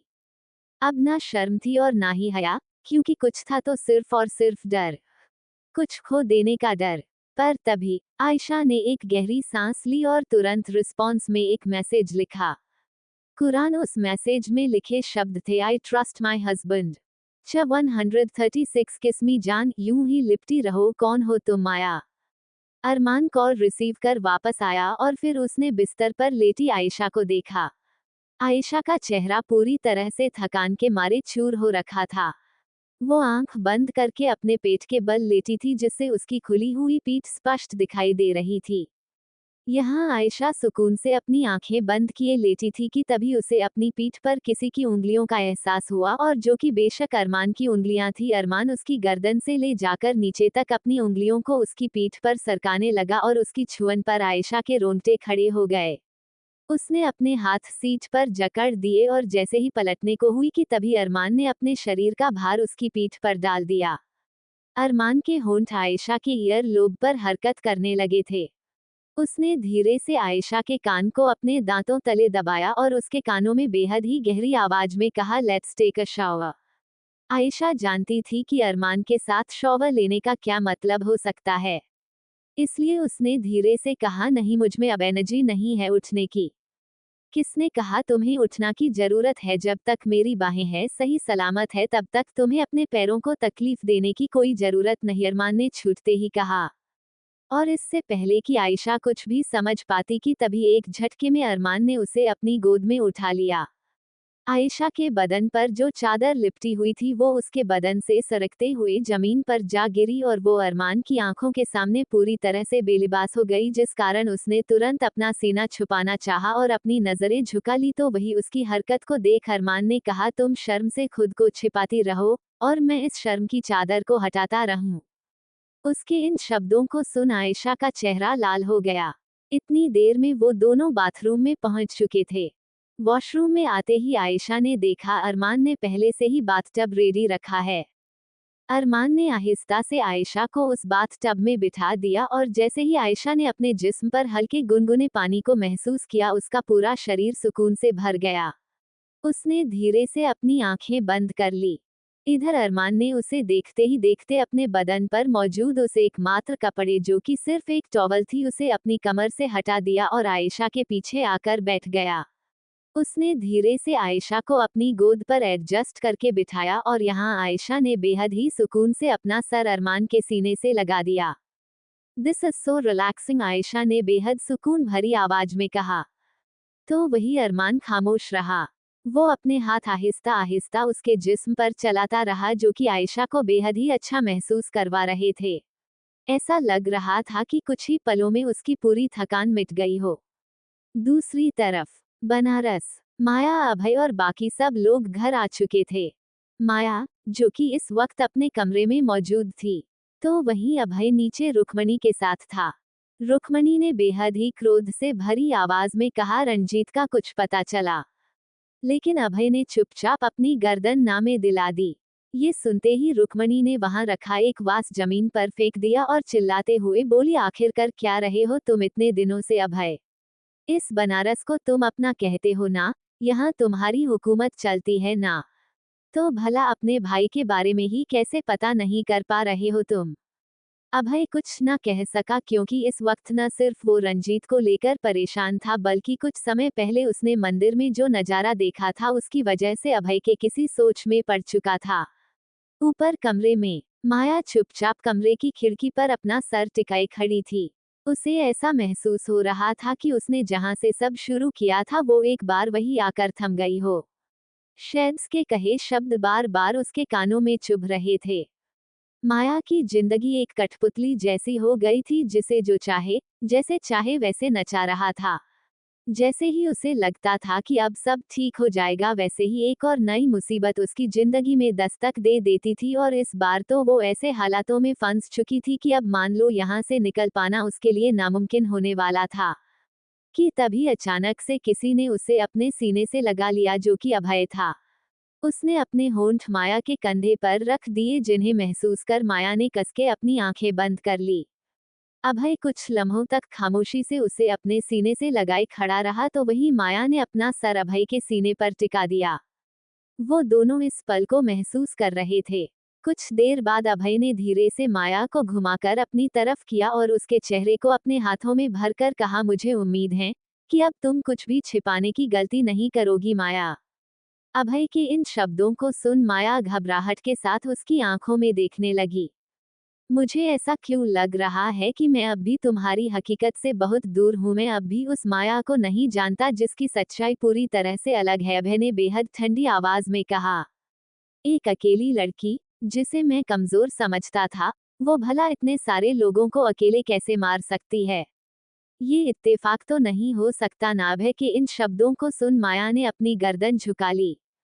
कि तभी अभय ने उससे ऐसा सवाल किया जिसे सुन माया का पूरा शरीर ठंडा पड़ गया। कौन हो तुम माया? बेंगलुरु। अरमान की कार मलिक मेंशन के आगे आकर खड़ी हुई।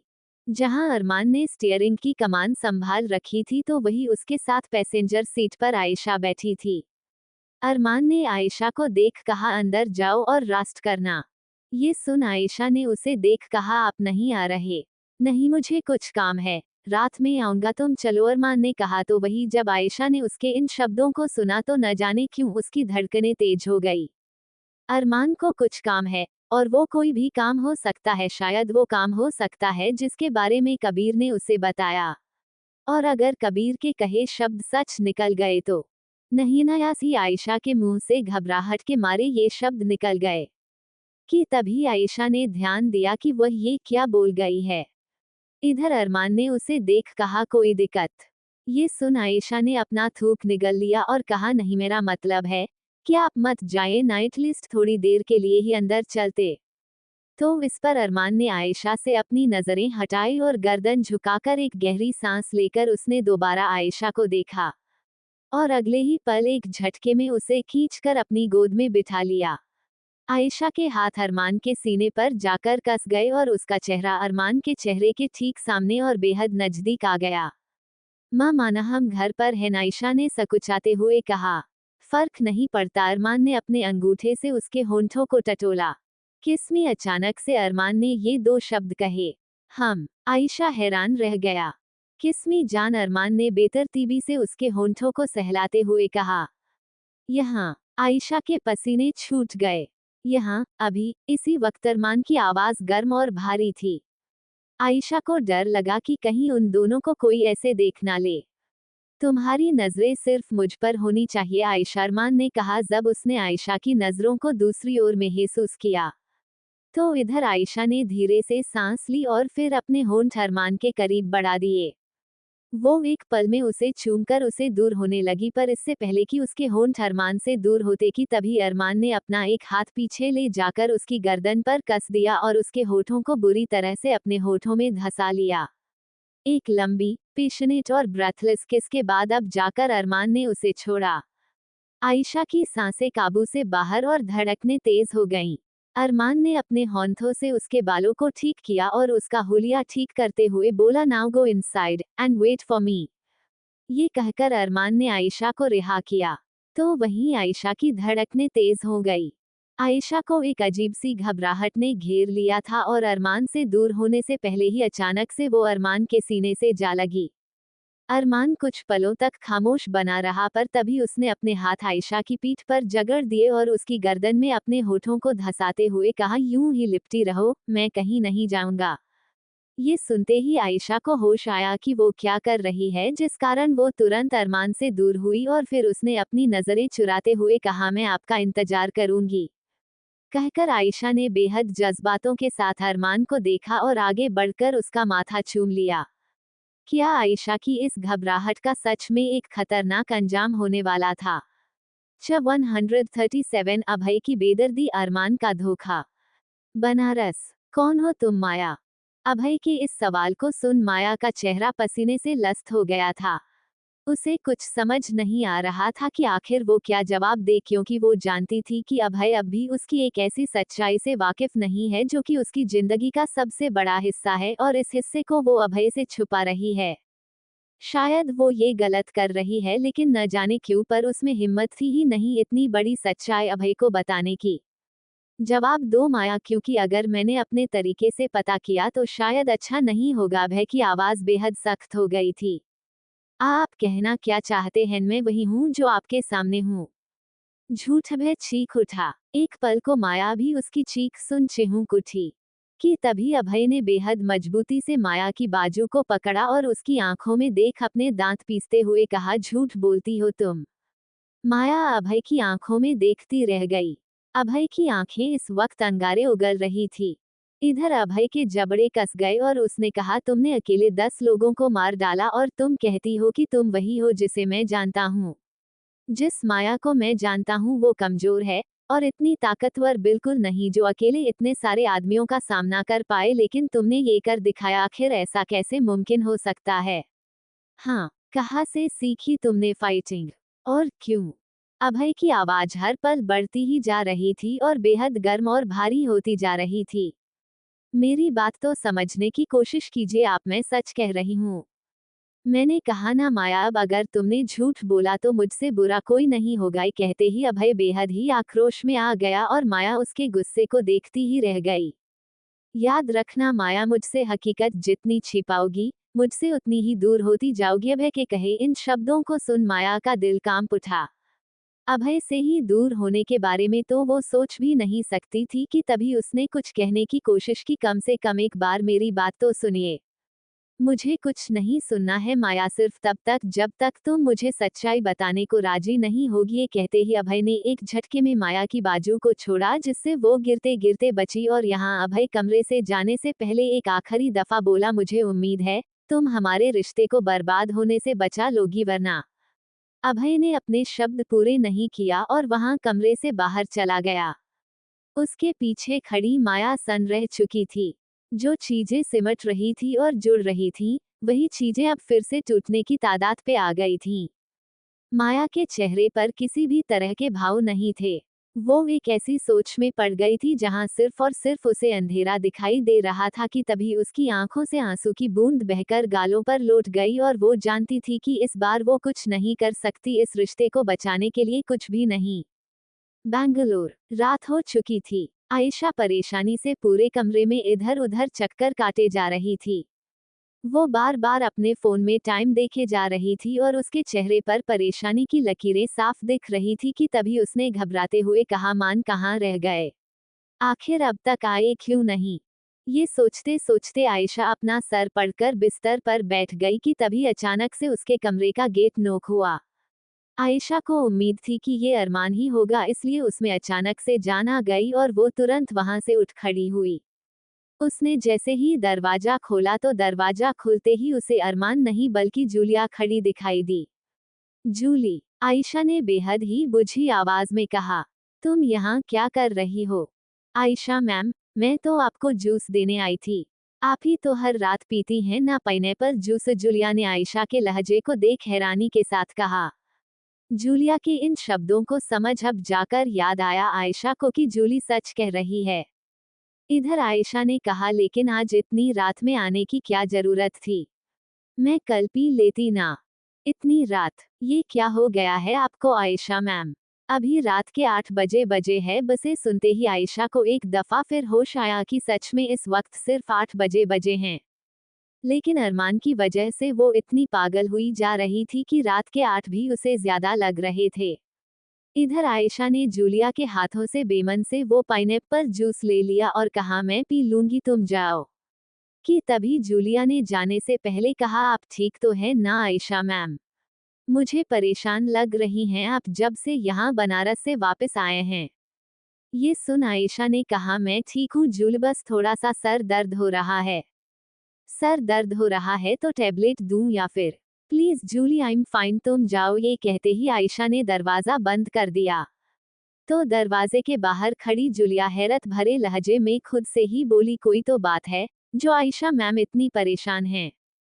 वहीं अंदर कमरे में आयशा का शरीर अब ढीली पड़ने लगा था। उसने वो पाइनएप्पल जूस अब भी अपने हाथों में पकड़ा हुआ था। वो चुपचाप बिस्तर पर बैठ गई और पाइनएप्पल जूस की सिप लेने लगी कि तभी अचानक से आयशा के फोन में एक मैसेज पॉप हुआ। उस मैसेज की आवाज को सुन आयशा का दिल धक रह गया, क्योंकि उसे कहीं ना कहीं उम्मीद थी कि ये मैसेज किसकी तरफ से हो सकता है। और उसने अपने कांपते हाथों के साथ फोन उठाया और जैसे ही देखा उसमें लिखा हुआ नाम तो उसका शक यकीन में बदल गया। वो कुछ वक्त पहले सोच ही रही थी कि ये कबीर का मैसेज हो सकता है और अब जाकर ये सच साबित हो गया, क्योंकि मैसेज कबीर की तरफ से ही आया था। आयशा का चेहरा पसीने से लथपथ होने लगा था। वो अब भी कांप रही थी। उसने कांपते हाथों के साथ वो फोन हाथ में उठाया और कबीर के भेजे हुए मैसेज को ओपन करने लगी। इस दौरान उसके दिल की धड़कनें इस कदर तेज हो चुकी थी जिनकी कोई हद नहीं। आयशा खड़ी हो गई, पर ऐसा लग रहा था कि पैरों में कोई जान नहीं बची है। आयशा का चेहरा पसीने से ग्रस्त होने लगा था कि तभी उसने एक गहरी सांस लेकर खुद को समझाया, नहीं आयशामान, कभी मुझे धोखा नहीं देंगे, कभी नहीं। आयशा ने बामुश्किल खुद के दिल को समझाया और उसने पूरी तरह से खुद के दिल में ये बात बिठा ली कि अरमान कभी उससे झूठ नहीं बोलेगा। ये सोचते ही आयशा ने एक लंबी सांस ली, पर इसका मतलब ये नहीं था कि वो डर नहीं रही थी। जिस्म में अब भी कपकपी थी। आयशा ने थूक निगला और आखिरकार कबीर के द्वारा भेजे गए मैसेज को ओपन किया। और कुछ ही पलों में आयशा के सामने कबीर का भेजा का गया मैसेज खुल चुका था। आयशा के चेहरे पर किस तरह के भाव थे इन्हें बयां कर पाना मुश्किल था। और तभी आयशा के हाथ में पड़ा हुआ वह जूस का ग्लास सीधा जमीन पर जा गिरा और दूसरे में पकड़ा हुआ फोन तक छूट गया। ग्लास के टूटने की आवाज पूरे कमरे में गूंज उठी और उन्हीं कांच के ऊपर उसका फोन आ गिरा। आयशा के चेहरे का रंग हल्का पड़ने लगा था कि तभी एक आंसू का कतरा बहकर उसके गालों पर लौट गया, जिसके साथ ही अगले ही पल वो घुटनों के बल जमीन पर जा गिरी। 138 अरमान का पेशनेट टॉर्चर। रात का वक्त हो चुका था। मलिक मेंशन में इस वक्त काफी अंधेरा था। मात्र डिम लाइट जल रही थी, जिससे हल्की हल्की रोशनी पूरे मेंशन में फैली हुई थी कि तभी वहां किसी कार का आना हुआ। वो कार सीधा मलिक मेंशन के सामने आकर खड़ी हो गई, जिसमें से अरमान बाहर निकला। गाड़ी की चाबी ड्राइवर की तरफ फेंकने के बाद अरमान अंदर जाने लगा। अंदर पहुंचते ही वो जैसे ही ऊपर सीढ़ियों की ओर चढ़ने को हुआ कि तभी पीछे से एक आवाज आई, तुम्हारा रूम नीचे है अरमान, ऊपर नहीं। ये आवाज सुन अरमान के कदम ठहर गए। उसके चेहरे पर इस वक्त किसी भी तरह के भाव नहीं थे कि तभी वो एक गहरी सांस लेकर मुड़ा और उसने अपने सामने शरद को खड़ा पाया। शरद सीधा अरमान के सामने आए और उन्होंने कहा, ऊपर क्यों जा रहे हो? क्या आप सच में मेरी जबान से सुनना चाहते हैं कि मैं ऊपर क्यों जा रहा हूँ? अरमान ने बिना किसी लहजे के कहा। अरमान, मैं जानता हूँ कि तुम आयशा के बारे में क्या सोचते हो और उसके लिए क्या महसूस करते हो, पर ये जरूरी नहीं कि तुम उसे पसंद करते हो तो इसका मतलब यही है कि तुम्हें उसके करीब होना जरूरी है। कम से कम उसकी उम्र तो हो जाने दो इन सब के लिए, शरद ने कहा। मेरे करीब जाने से उसकी उम्र नहीं रुक जाएगी dad, don't worry. Next year हो 21 की हो जाएगी, बिना किसी के रोके अरमान ने कहा। अरमान, मैं मजाक नहीं कर रहा हूँ जो तुम, और मुझे मजाक पसंद भी नहीं है डैड, अरमान ने छूटते ही कहा। क्यों आप मेरी लाइफ में इंटरफेयर कर रहे हैं? मैं तुम्हारी नहीं बल्कि आयशा की लाइफ के लिए कंसर्न हूँ, और उसके लिए कंसर्न होने की आपको कोई जरूरत नहीं है। ये बात मैं आपको 1000 दफा समझा चुका हूँ, फिर क्यों नहीं समझना चाहते हैं आप? तुम मुझे कुछ भी समझाओ अरमान, पर एटलीस्ट उसे एडल्ट हो जाने दो। आई डोंट थिंक सो कि उसे अभी कुछ सही गलत की परख भी है, शरद की आवाज गुस्से में भरने लगी। ठीक यही गलती आपने सुहाना के लिए की थी और हमेशा उसे बच्ची समझते रहे। पर आपको तो कोई अंदाजा भी नहीं है कि आपकी उस सो कॉल्ड नादान बच्ची ने क्या क्या कांड किए हैं, अरमान ने ठंडी आवाज में कहा। कहना क्या चाहते हो तुम अरमान? वही जो आप सुन नहीं पाएंगे, अरमान ने छूटते ही कहा। और फिर उसने एक गहरी सांस लेकर अपने बालों पर हाथ घुमाया और कहा, एक आखिरी बार कह रहा हूँ, मुझसे और आयशा से दूर रहिए। ये कहते ही अरमान तुरंत वहां से जाने लगा। कि तभी पीछे से शरद ने कहा, आखिर तुम्हें मुझसे दिक्कत क्या है अरमान? क्यों हमेशा ऐसा बर्ताव करते हो मानो मैं तुम्हारा दुश्मन हूँ? ये सुन अरमान के कदम एक जगह ठहर गए और कुछ पलों तक वो बिना मुड़े खामोशी के साथ खड़ा रहा। कि तभी अरमान पलटा और उसने शरद की आंखों में आंखें डालकर एक एक शब्द पर जोर देते हुए कहा, कान खोलकर सुन लीजिए मिस्टर शरद मलिक, आपने मेरे लिए सिर्फ एक काम अच्छा किया है और वो है आयशा को मेरी जिंदगी में लाने का, अनजाने में ही सही, पर आपके इस एहसान के लिए मैं मेहरबान हूँ। अरमान के ये नफरत में डूबे शब्द शरद सुनते ही रह गए। तभी अरमान ने आगे कहा, now go to your bed, और अपनी मुंह बोली बेटी की फिक्र करना बंद कर दीजिए क्योंकि उसके लिए मैं काफी हूँ। ये कहते ही अरमान वहां से चला गया तो वही शरद से जाते देखते ही रह गए। अरमान की इस नफरत की वजह शरद बखूबी जानते थे, लेकिन उन्होंने ये सोचा था कि एक न एक दिन तो अरमान उन्हें अपना ही लेगा, लेकिन वो दिन उन्हें इस वक्त किसी भी तरह से नजदीक आता हुआ नहीं दिख रहा था। तो वहीं दूसरी तरफ ऊपर आयशा के कमरे का धीरे से दरवाजा खुला, जिसके द्वारा बेशक अरमान का आना हुआ। कमरे में हल्का हल्का उजाला था। अरमान ने देखा आयशा इस वक्त चादर ओढ़े बिस्तर पर खामोशी के साथ लेटी हुई है। शायद सो भी रही थी। उसे कुछ पलों तक अरमान खामोशी के साथ देखता रहा और फिर उसने धीरे से दरवाजा बंद कर दिया और उसे अंदर से लॉक कर दिया। आयशा के करीब आते हुए अरमान ने अपना ब्लेजर उतारकर सोफे पर फेंक दिया और फिर अपनी शर्ट की बाजू के बटन खोलते हुए स्लीव्स को कोहनी तक चढ़ाते हुए वो आयशा के सिरहाने आकर बैठ गया। आयशा का चेहरा दूसरी ओर मुड़ा हुआ था, लेकिन अरमान देख सकता था कि उसकी आंखें बंद है। उसे देखते हुए अरमान ने अपनी शर्ट के बटन खोले और फिर अपनी कमर में लिपटी बेल्ट खोलकर निकालने लगा। अरमान कुछ लम्हों तक आयशा को देखता रहा। उसने अपनी शर्ट भी उतारकर जमीन पर फेंक दी और तभी अचानक से उसने एक झटके में आयशा को अपनी गोद में उठा लिया, जिसके साथ ही आयशा की आंखें खुल गई। वो कांपते हुए अरमान की आंखों में देखने लगी। इधर अरमान उसे कहीं ले जाने लगा तो ये देख आयशा ने तुरंत कहा, ये क्या कर रहे हैं आप? तुम्हारे सोने के ड्रामे को खत्म कर रहा हूं, अरमान उसे वॉशरूम की ओर ले जाते हुए बोला। तो इधर आयशा हैरान रह गई, ये सोचकर कि भला अरमान को कैसे पता चला कि वो जाग रही थी। कुछ ही पलों में वो दोनों अंदर वॉशरूम के अंदर थे और तभी एक झटके में अरमान ने उसे शावर के नीचे खड़ा कर दिया। पानी नहीं चल रहा था अभी, इसलिए आयशा का बदन ना भींगा। तो वही इस पल आयशा के चेहरे के भाव बेहद अलग थे। कुछ ऐसा लहजा जथा उसके चेहरे पर जिसे पढ़ पाना काफी मुश्किल था। अरमान ने अपने दोनों हाथ उसके शरीर की इर्द गिर्द डालते हुए दीवार पर टिका दिए। वही आयशा की पीठ दीवार से जा लगी। वो एकटक अरमान की आंखों में देखे जा रही थी और अरमान भी उसकी नजरों में देखे जा रहा था, जिसके साथ उसने कहा, कुछ है इन नजरों में आज जो मुझसे शायद छिपाया जा रहा है। ये सुन आयशा ने अपना थूक निगल लिया। वो यूं ही छुओ खड़ी उसकी आंखों के देखती रही और फिर उसने एक गहरी सांस लेकर अरमान की नजरों में झांकते हुए कहा, आप तो काबिल हैं नजरें पड़ने में। पढ़कर बताइए ना। आयशा की आवाज भी आज जरा अलग सी लग रही थी। इधर अरमान ने अपने होंठ उसकी गर्दन के करीब बढ़ाते हुए कहा, हर चीजें बताने के लिए नहीं होती जान। ये कहते ही अरमान ने अपने होंठ आयशा की गर्दन के बेहद ही सेंसिटिव हिस्से पर रख दिए। पर आयशा ने इस बार अपने हाथ अरमान के सीने पर नहीं रखे, बल्कि वो अपने हाथों को यूं ही नीचे लटकाए रही और उसने कस के अपने हाथों की मुठ्ठियां जकड़ ली। उसने मजबूती के साथ आंखें बंद ली, जिसके साथ ही उसकी आंखों से एक आंसू का कतरा बहकर निकल गया। इस दफा आयशा के चेहरे पर किसी भी तरह की शर्म नहीं थी, बल्कि ये तो कुछ अलग से ही भाव थे जो न जाने कैसी दास्तान पाया कर रहे थे। अरमान के होंठ लगातार आयशा की गर्दन पर चलते जा रहे थे। साथ ही उसने अपने दूसरे हाथ से शावर खोल दिया।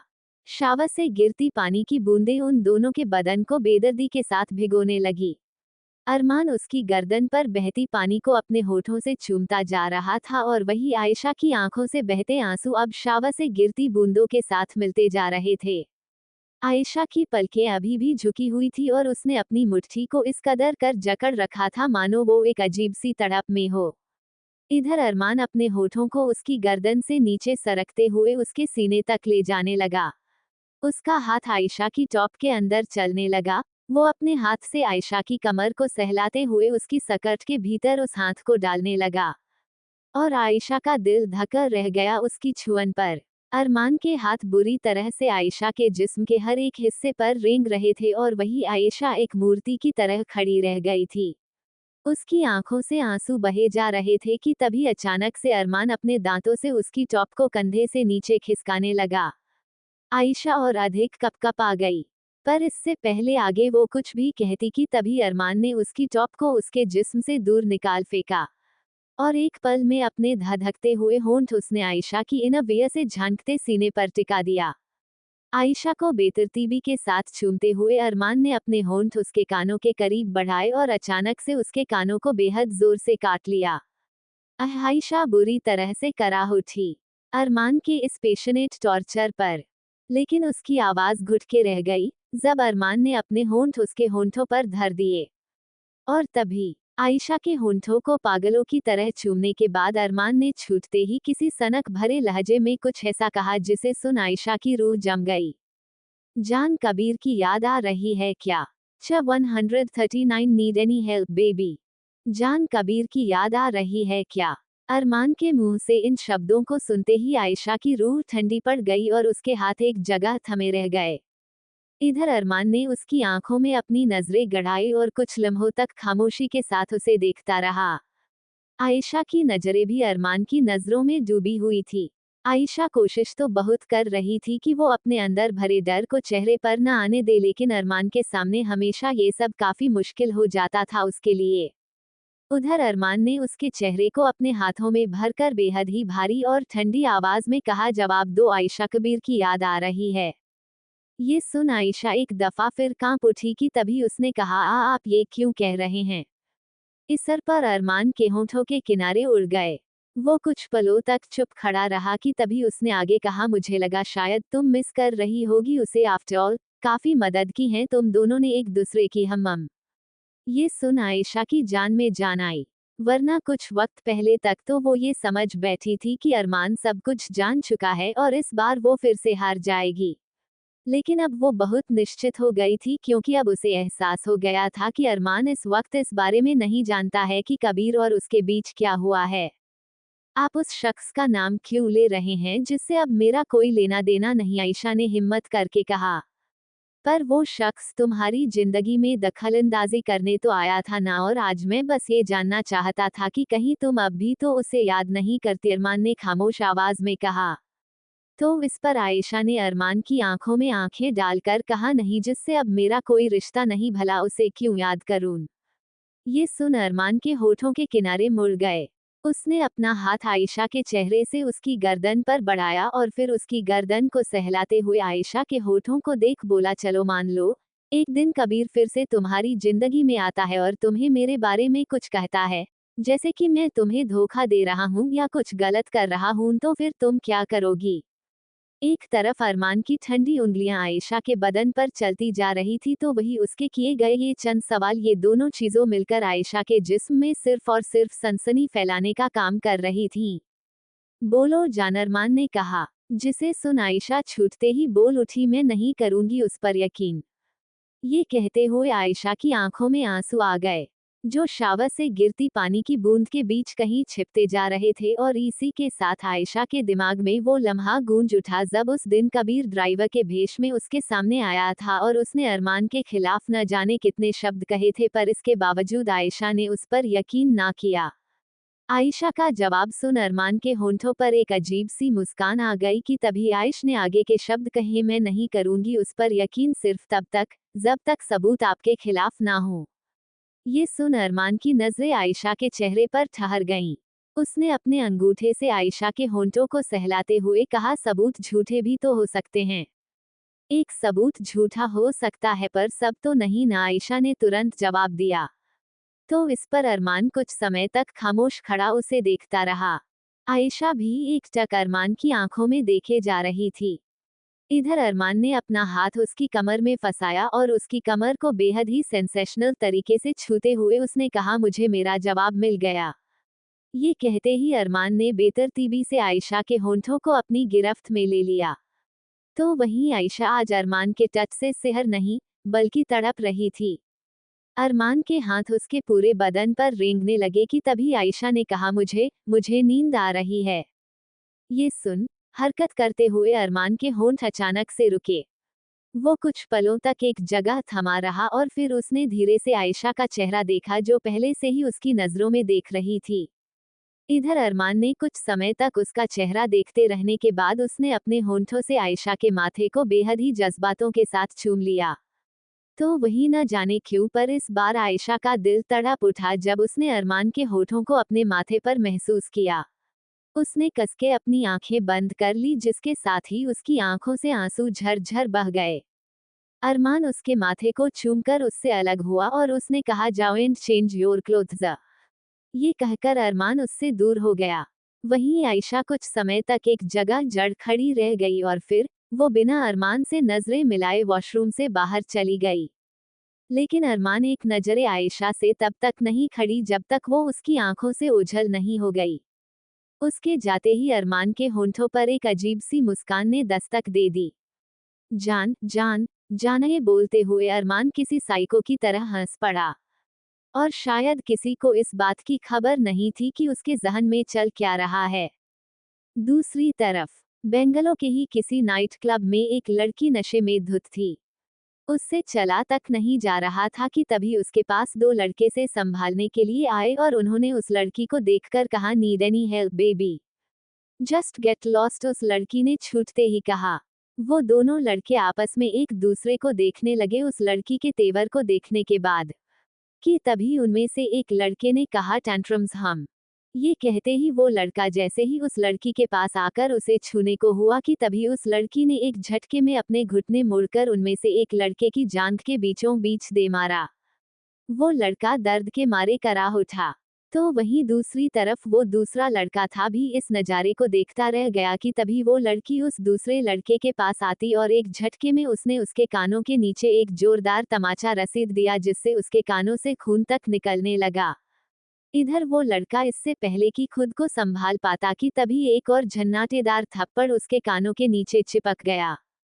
और पल भर में उस एक अकेली लड़की ने उन दोनों को नाक चने बिनवा दिए, जबकि वो नशे में थी इसके बावजूद। कि तभी वो लड़की उन दोनों कराह रहे लड़कों को देख अपने हाथ झाड़ते हुए बोली, ब्लडी मोत्रश्वना मल्लिक को छुई मुई समझ रहे थे। हाँ, ये और कोई नहीं बल्कि सुहाना थी। उसने इस वक्त ब्लैक कलर की एक हॉट ड्रेस पहनी हुई थी और दिखने में वो बेशक कमाल लगती थी। उन दोनों लड़कों की दुर्दशा कर देने के बाद वो जैसे ही वहां से जाने को हुई कि तभी उसे पीछे से एक आवाज आई, सुहाना। ये आवाज सुनते ही सुहाना के कदम रुक गए और उसने आंख बंद कर एक फ्रस्ट्रेशन से भरी सांस ली। वो धीरे से बेहद ही चिढ़न के साथ मुड़ी मानो उसे पता हो कि ये कौन है। इधर वो जैसे ही पलटी की तभी उसे अपने सामने कोई और नहीं बल्कि शौर्य खड़ा दिखाई दिया। शौर्य ने एक झटके में सुहाना का हाथ पकड़कर कहा, चलो यहाँ से अभी। सुहाना को ये बात जरा भी मंजूर नहीं थी कि कोई उसके ऊपर ऑर्डर चलाए।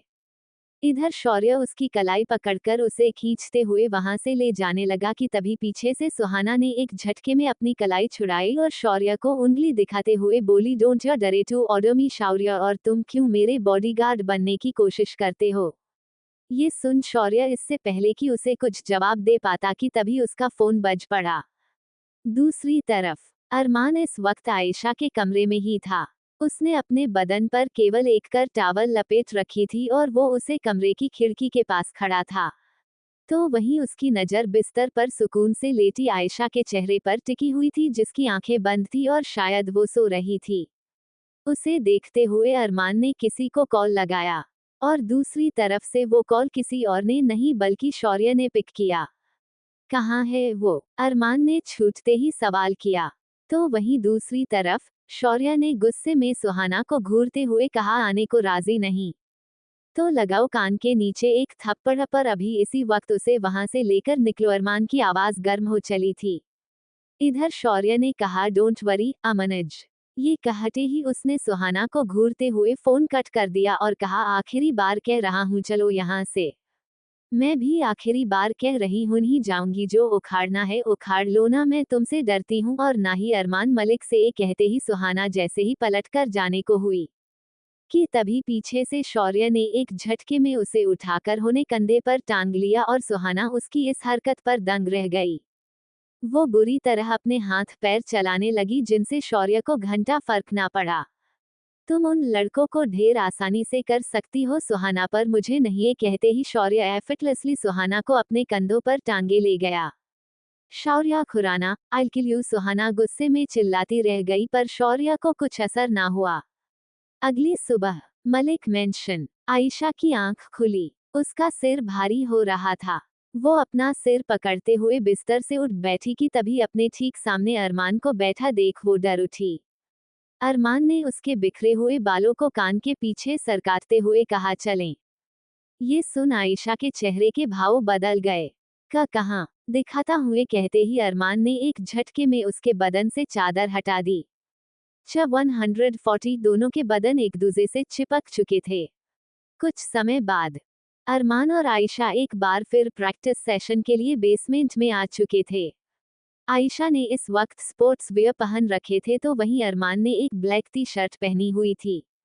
आयशा चुपचाप एक जगह खड़ी थी कि तभी अरमान आयशा के करीब आकर उसके कानों में बोला, शुरू करें। उसे अचानक से अपने इतने करीब देख आयशा सकपका गई और तुरंत उसने अपने 2 कदम पीछे लिए। इधर अरमान चुपचाप खड़ा होकर उसकी हर एक हरकत को देखता रहा और फिर उसने कहा, लेट्स स्टार्ट इट। जहां से सब खत्म हुआ था शुरू भी वहीं से करेंगे। बीच में काफी कुछ ऐसा हुआ जो मुझे वक्त नहीं मिला तुम्हें सेल्फ डिफेंस सिखाने के लिए, but from now we'll do it every day. हम आयशा ने इस पर अपनी गर्दन हिला दी। वो खुद ये सेल्फ डिफेंस इस बार सीखना चाहती थी। जिसके पीछे की क्या वजह थी इस बात का इल्म तो केवल हमेशा को ही था। अरमान उसे सब कुछ बारीकी से सिखाने लगा। आयशा ने ध्यान से अरमान की ओर देखा जब वो उसे पंचिंग और किकिंग की बुनियादी तकनीकें सिखा रहा था। अरमान ने उसे बताया कि कैसे अपने हाथों की मूवमेंट से बैलेंस बनाए रखना है और कैसे अपोजिट सिचुएशन में खुद को बचाना है। हमेशा अपने घुटने हल्के झुके रखो ताकि तुम आसानी से मूव कर सको, अरमान ने समझाया। आयशा भी उसकी बातों को सीरियसली से सुन रही थी। जैसे जैसे प्रैक्टिस सेशन आगे बढ़ा, आयशा के मूवमेंट्स में सुधार होता गया। वो जल्दी से सीख रही थी और हर एक नए मूव को बड़े ध्यान से रिपीट कर रही थी। अरमान देख सकता था कि पिछली बार की तुलना में आज आयशा कितनी फोकस्ड है। जबकि पिछली दफा जब उन्होंने इस सेशन की बस शुरुआत मात्र की थी तब आयशा का ध्यान प्रैक्टिस से ज्यादा अरमान पर रहा करता था। गुड, अब तुम्हें ये फील करने की जरूरत है कि तुम्हारी बॉडी और माइंड एक साथ कैसे काम करते हैं। ये सिर्फ फिजिकल नहीं, मेंटल भी है, अरमान ने कहा। अगले कुछ घंटे वे दोनों अलग अलग तकनीकों पर काम करते रहे, जैसे कि कैसे किसी अटैक को ब्लॉक करना है, कैसे रिएक्ट करना है और कैसे किसी भी सिचुएशन में खुद को सेफ रखना है। आयशा को ये सब काफी कॉन्फिडेंस दे रहा था कि वो अपनी सुरक्षा खुद कर सकती है। नाउ किक मी, अरमान ने एक उसे आगे ऑर्डर दिया। क्या? आयशा हैरान हुई। किकनी आयशा, सपोज मैं तुमसे जबरदस्ती करने जा रहा हूँ। बिल्कुल ऐसे ये कहते ही अरमान ने आयशा की कलाई को खींचकर उसकी पीठ से लागा। आयशा की सिसकी निकल गई। दर्द हो रहा है तो इस दर्द से खुद को आजाद करवाओ, कहते ही अरमान ने अपनी पकड़ आयशा के हाथा पर और अधिक मजबूत कर दी। आयशा का चेहरा दर्द से भर गया, लेकिन उसकी आंखों में डर की बजाय एक ठानी हुई झलक दिखाई दे रही थी। ऐसा लग रहा था कि आज वो अरमान के आगे हारना नहीं चाहती है। आयशा ने एक गहरी सांस लेते हुए तुरंत खुद को संभाला और अरमान की पकड़ से छूटने के लिए पीछे की तरफ एक जोरदार किक मारी। अरमान, जो पहले से ही इस पल के लिए तैयार था, ने खुद को थोड़ा सा आगे झुकाया ताकि किक उसे ना लगे। आयशा का मूव एकदम परफेक्ट रहा, जिसे देखने के बाद अरमान ने खुद आयशा का हौंद छोड़ दिया। आयशा के चेहरे पर एक राहत देखी जा सकती थी। वो समझ चुकी थी कि ये प्रैक्टिस सिर्फ फिजिकल नहीं थी, बल्कि इसका मानसिक पहलू भी उतना ही जरूरी था। इसके बाद अरमान ने आयशा को तरह तरह के डिफेंसिव मूव्स सिखाए, जैसे कि अगर कोई उन्हें पीछे से पकड़े तो कैसे रिएक्ट करना है। उसने आयशा को घुटने का यूज करते हुए अटैक करना और झुकाव करते हुए खुद को बचाना सिखाया। जब भी तुम्हें लगे कि खतरा है, तुम्हारा पहला रिएक्शन खुद को सेफ रखने का होना चाहिए। याद रखो, जितनी तेजी से तुम रिएक्ट करोगी, उतनी ही तेजी से तुम उन हालातों से बाहर आ पाओगी। ये कहकर अरमान की पकड़ आयशा के जिस्म से ढीली हुई। तो वहीं आयशा अब तुरंत अरमान से दूर खड़ी होने को हुई, पर इससे पहले कि वो अरमान से दूर होती कि तभी अरमान ने पीछे से ही उसकी बाजुओं को पकड़कर खुद के करीब खींच लिया, जिससे आयशा की पीठ सीधे अरमान के सीने से जा लगी। आयशा की सांसें तेज हो गईं, चेहरा पहले से ही पसीने में भींगा हुआ था। दोनों के बदन एक दूसरे से चिपक चुके थे कि तभी अरमान ने उसकी गर्दन पर अपनी उंगलियां चलाई, जिनकी सनसनी आयशा से बर्दाश्त ना हुई और उसने कसके अपनी आंखें बंद कर ली। अरमान काफी सिलेक्टिवली आयशा की गर्दन पर अपनी उंगली सहला रहा था, जिससे आयशा के दिल की धड़कनें तेज होती जा रही थीं। अरमान की उंगलियों की हल्की छुअन आयशा के गर्दन पर मानो बिजली की तरह दौड़ गई। उसके शरीर में एक सिहरन सी हुई और वो अपनी आंखें मूंदे हुए उस एहसास को महसूस करने लगी। आयशा ने गहरी सांस ली और अनजाने में ही अपने आप को उस पल में खो दिया। इधर अरमान धीरे से उसके कान के पास अपने होठों को लाया और फुसफुसाया, जाना यही तो मैं चाहता था कि तुम सीखो। हमेशा अपने आप को तैयार रखो, क्योंकि हालात बदल सकते हैं। इस बार अरमान की आवाज में एक अजीब सा लहजा सा, जिसे सुन आयशा का दिल ठंडा पड़ गया। आयशा ने एक झटके में अपनी आंखें खोली और पलटकर अरमान की आंखों में देखा। अरमान की आंखों में क्या था, ये बता पाना तो किसी के लिए भी आसान नहीं कि तभी अरमान ने अपना हाथ आयशा की कमर में लपेटा और उसे खुद के बेहद करीब खींच लिया। उनके बीच की दूरियां अब न के बराबर रह गई थीं। अरमान खामोशी से उसका कुछ लम्हों तक उसका चेहरा निहारता रहा कि तभी अरमान ने कहा, चलें अब। अरमान का रवैया कुछ ऐसा था कि आयशा को ना चाहते हुए भी एक अजीब सा डर सता रहा था। उसने धीरे से अपना थूक निगल लिया और कहा, चलिए। ये कहकर आयशा जैसे ही अरमान से दूर होने को हुई कि तभी अरमान ने एक झटके में आयशा को अपनी गोद में उठा लिया। आयशा ने अरमान की इस हरकत को देख कहा, ये आप क्या कर रहे हैं? हम घर में हैं, कोई ऐसे देख लेगा तो क्या सोचेगा? जिसे सोचना है सोचने दो, मुझे किसी की भी सोच से कोई फर्क नहीं पड़ता। अरमान ने अपने चिर परिचित बेबाकी भरे अंदाज में कहा। आपको नहीं, पर मुझे फर्क पड़ता है, प्लीज छोड़िए मुझे। आयशा ने एक दफा फिर कोशिश की कि तभी अरमान सामने देखते हुए बिना रुके एकदम ठंडी आवाज में बोला, एक दफा और तुम अपने ये शब्द रिपीट करो और फिर देखो मैं क्या करता हूँ। ये कहते ही अरमान ने अपनी अच्छी नजर आयशा पर डाली तो वहीं आयशा उसके शब्दों को सुन सकपका गई। बनारस। यहाँ रंजीत को ढूंढने के हर मुमकिन कोशिश चल रही थी, लेकिन उनका कहीं किसी को कुछ पता नहीं चल रहा था। तो वहीं दूसरी तरफ माया और अभय के रिश्ते में हद से ज्यादा दूरियां आ चुकी थी। अभय माया से बात तक नहीं करता था और माया अपनी तरफ से कोई कोशिश भी नहीं करना चाहती थी। आज सुबह एक दफा फिर अभय उसे अनदेखा कर कमरे से बाहर जाने लगा कि तभी पीछे से माया ने अपनी रूंधी आवाज में कहा, कब तक बात नहीं करेंगे आप मुझसे? ये सुन अभय के कदम एक जगह रुकी, तभी वो धीरे से बढ़ा और उसने माया की आंखों में देख एक शब्द पर जोर देकर कहा, जब तक मुझे असली माया की हकीकत पता नहीं चल जाती। ये कहते ही अभय अपनी जलती निगाहों के साथ तुरंत उसे कमरे से बाहर चला गया। तो वही माया पीछे ठगी सी खड़ी रह गई और उसने धीरे से खुद से बड़बड़ाते हुए कहा, माया हकीकत जान ली तो अपनी मोहतरमा को आप भूल जाएंगे। ये कहते ही माया की आवाज छलक उठी। एक गहरा राज दफन था सीने में, जो किसी भी दिन बाहर आ सकता था। बेंगलुरु। देखते ही देखते 1 महीना तक गुजर चुका था। अरमान ने एक दिन भी नहीं छोड़ा था जब उसने आयशा को ट्रेन ना किया हो। आयशा भी पूरी तरह से फोकस थी इस सेशन पर और उसने इस वक्त तक काफी कुछ सीख भी लिया था। इस दौरान अरमान एक दफा भी उसके करीब ना आया और आयशा भी हर मुमकिन कोशिश करती थी कि वो उसके नजदीक ना आ सके। कॉलेज खत्म कर वो घर आ चुकी थी। आयशा के चेहरे की वो पुरानी चमक अब कहीं गायब सी हो गई थी। अपने कमरे में आकर वो सीधा वॉशरूम में शावर लेने चली गई। कुछ देर बाद वो शावर लेकर बाहर आई और सीधे ड्रेसिंग टेबल के सामने आकर खड़ी हो गई। वो खामोशी से अपना चेहरा देखने लगी। उसकी आंखें लाल थी, जिन्हें देखकर ही बताया जा सकता था कि वो रोई है और ये आंसू सिर्फ और सिर्फ अरमान के लिए थे। वो अरमान जिससे उसने इस हद रखा मोहब्बत की। पर इसके बावजूद खैर, आयशा ने अपने आंसू पोंछे और फिर ढीले पड़ चुके शरीर के साथ कब्र से अपनी मां की उन पुरानी यादों को निकलने लगी।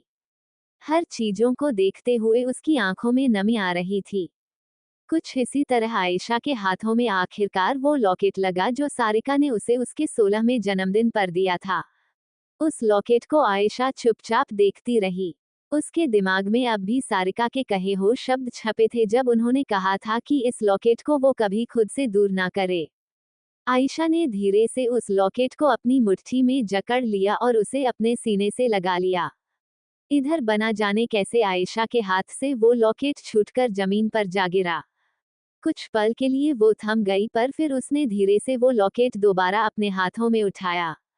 पहले तो आयशा का लहजा बिल्कुल सामान्य था, पर तभी अचानक से उसने उस लॉकेट में कुछ ऐसा महसूस किया जिस पर उसने आज तक कभी ध्यान ना दिया। आयशा हैरानी के साथ हो उसे लॉकेट को आगे पीछे देखे जा रही थी और उसी पल भर में उसकी नजरों के सामने उस लॉकेट के पीछे छिपी एक ऐसी सच्चाई बाहर आई जिसे देख आयशा के शरीर कांप उठा और चेहरा पसीने के मारे लथपथ हो गया। तो दोस्तों, आगे क्या होने वाला है ये जानने के लिए स्टोरी को सुनते रहिए सिर्फ और सिर्फ we are love story YouTube channel पर। तो दोस्तों, अभी तक के आपके प्यार के लिए बहुत बहुत धन्यवाद। ये सब सिर्फ और सिर्फ मेरे प्यारे सभी सब्सक्राइबर की वजह से हुआ है जो मेरी स्टोरी को इतना प्यार दे रहे हैं।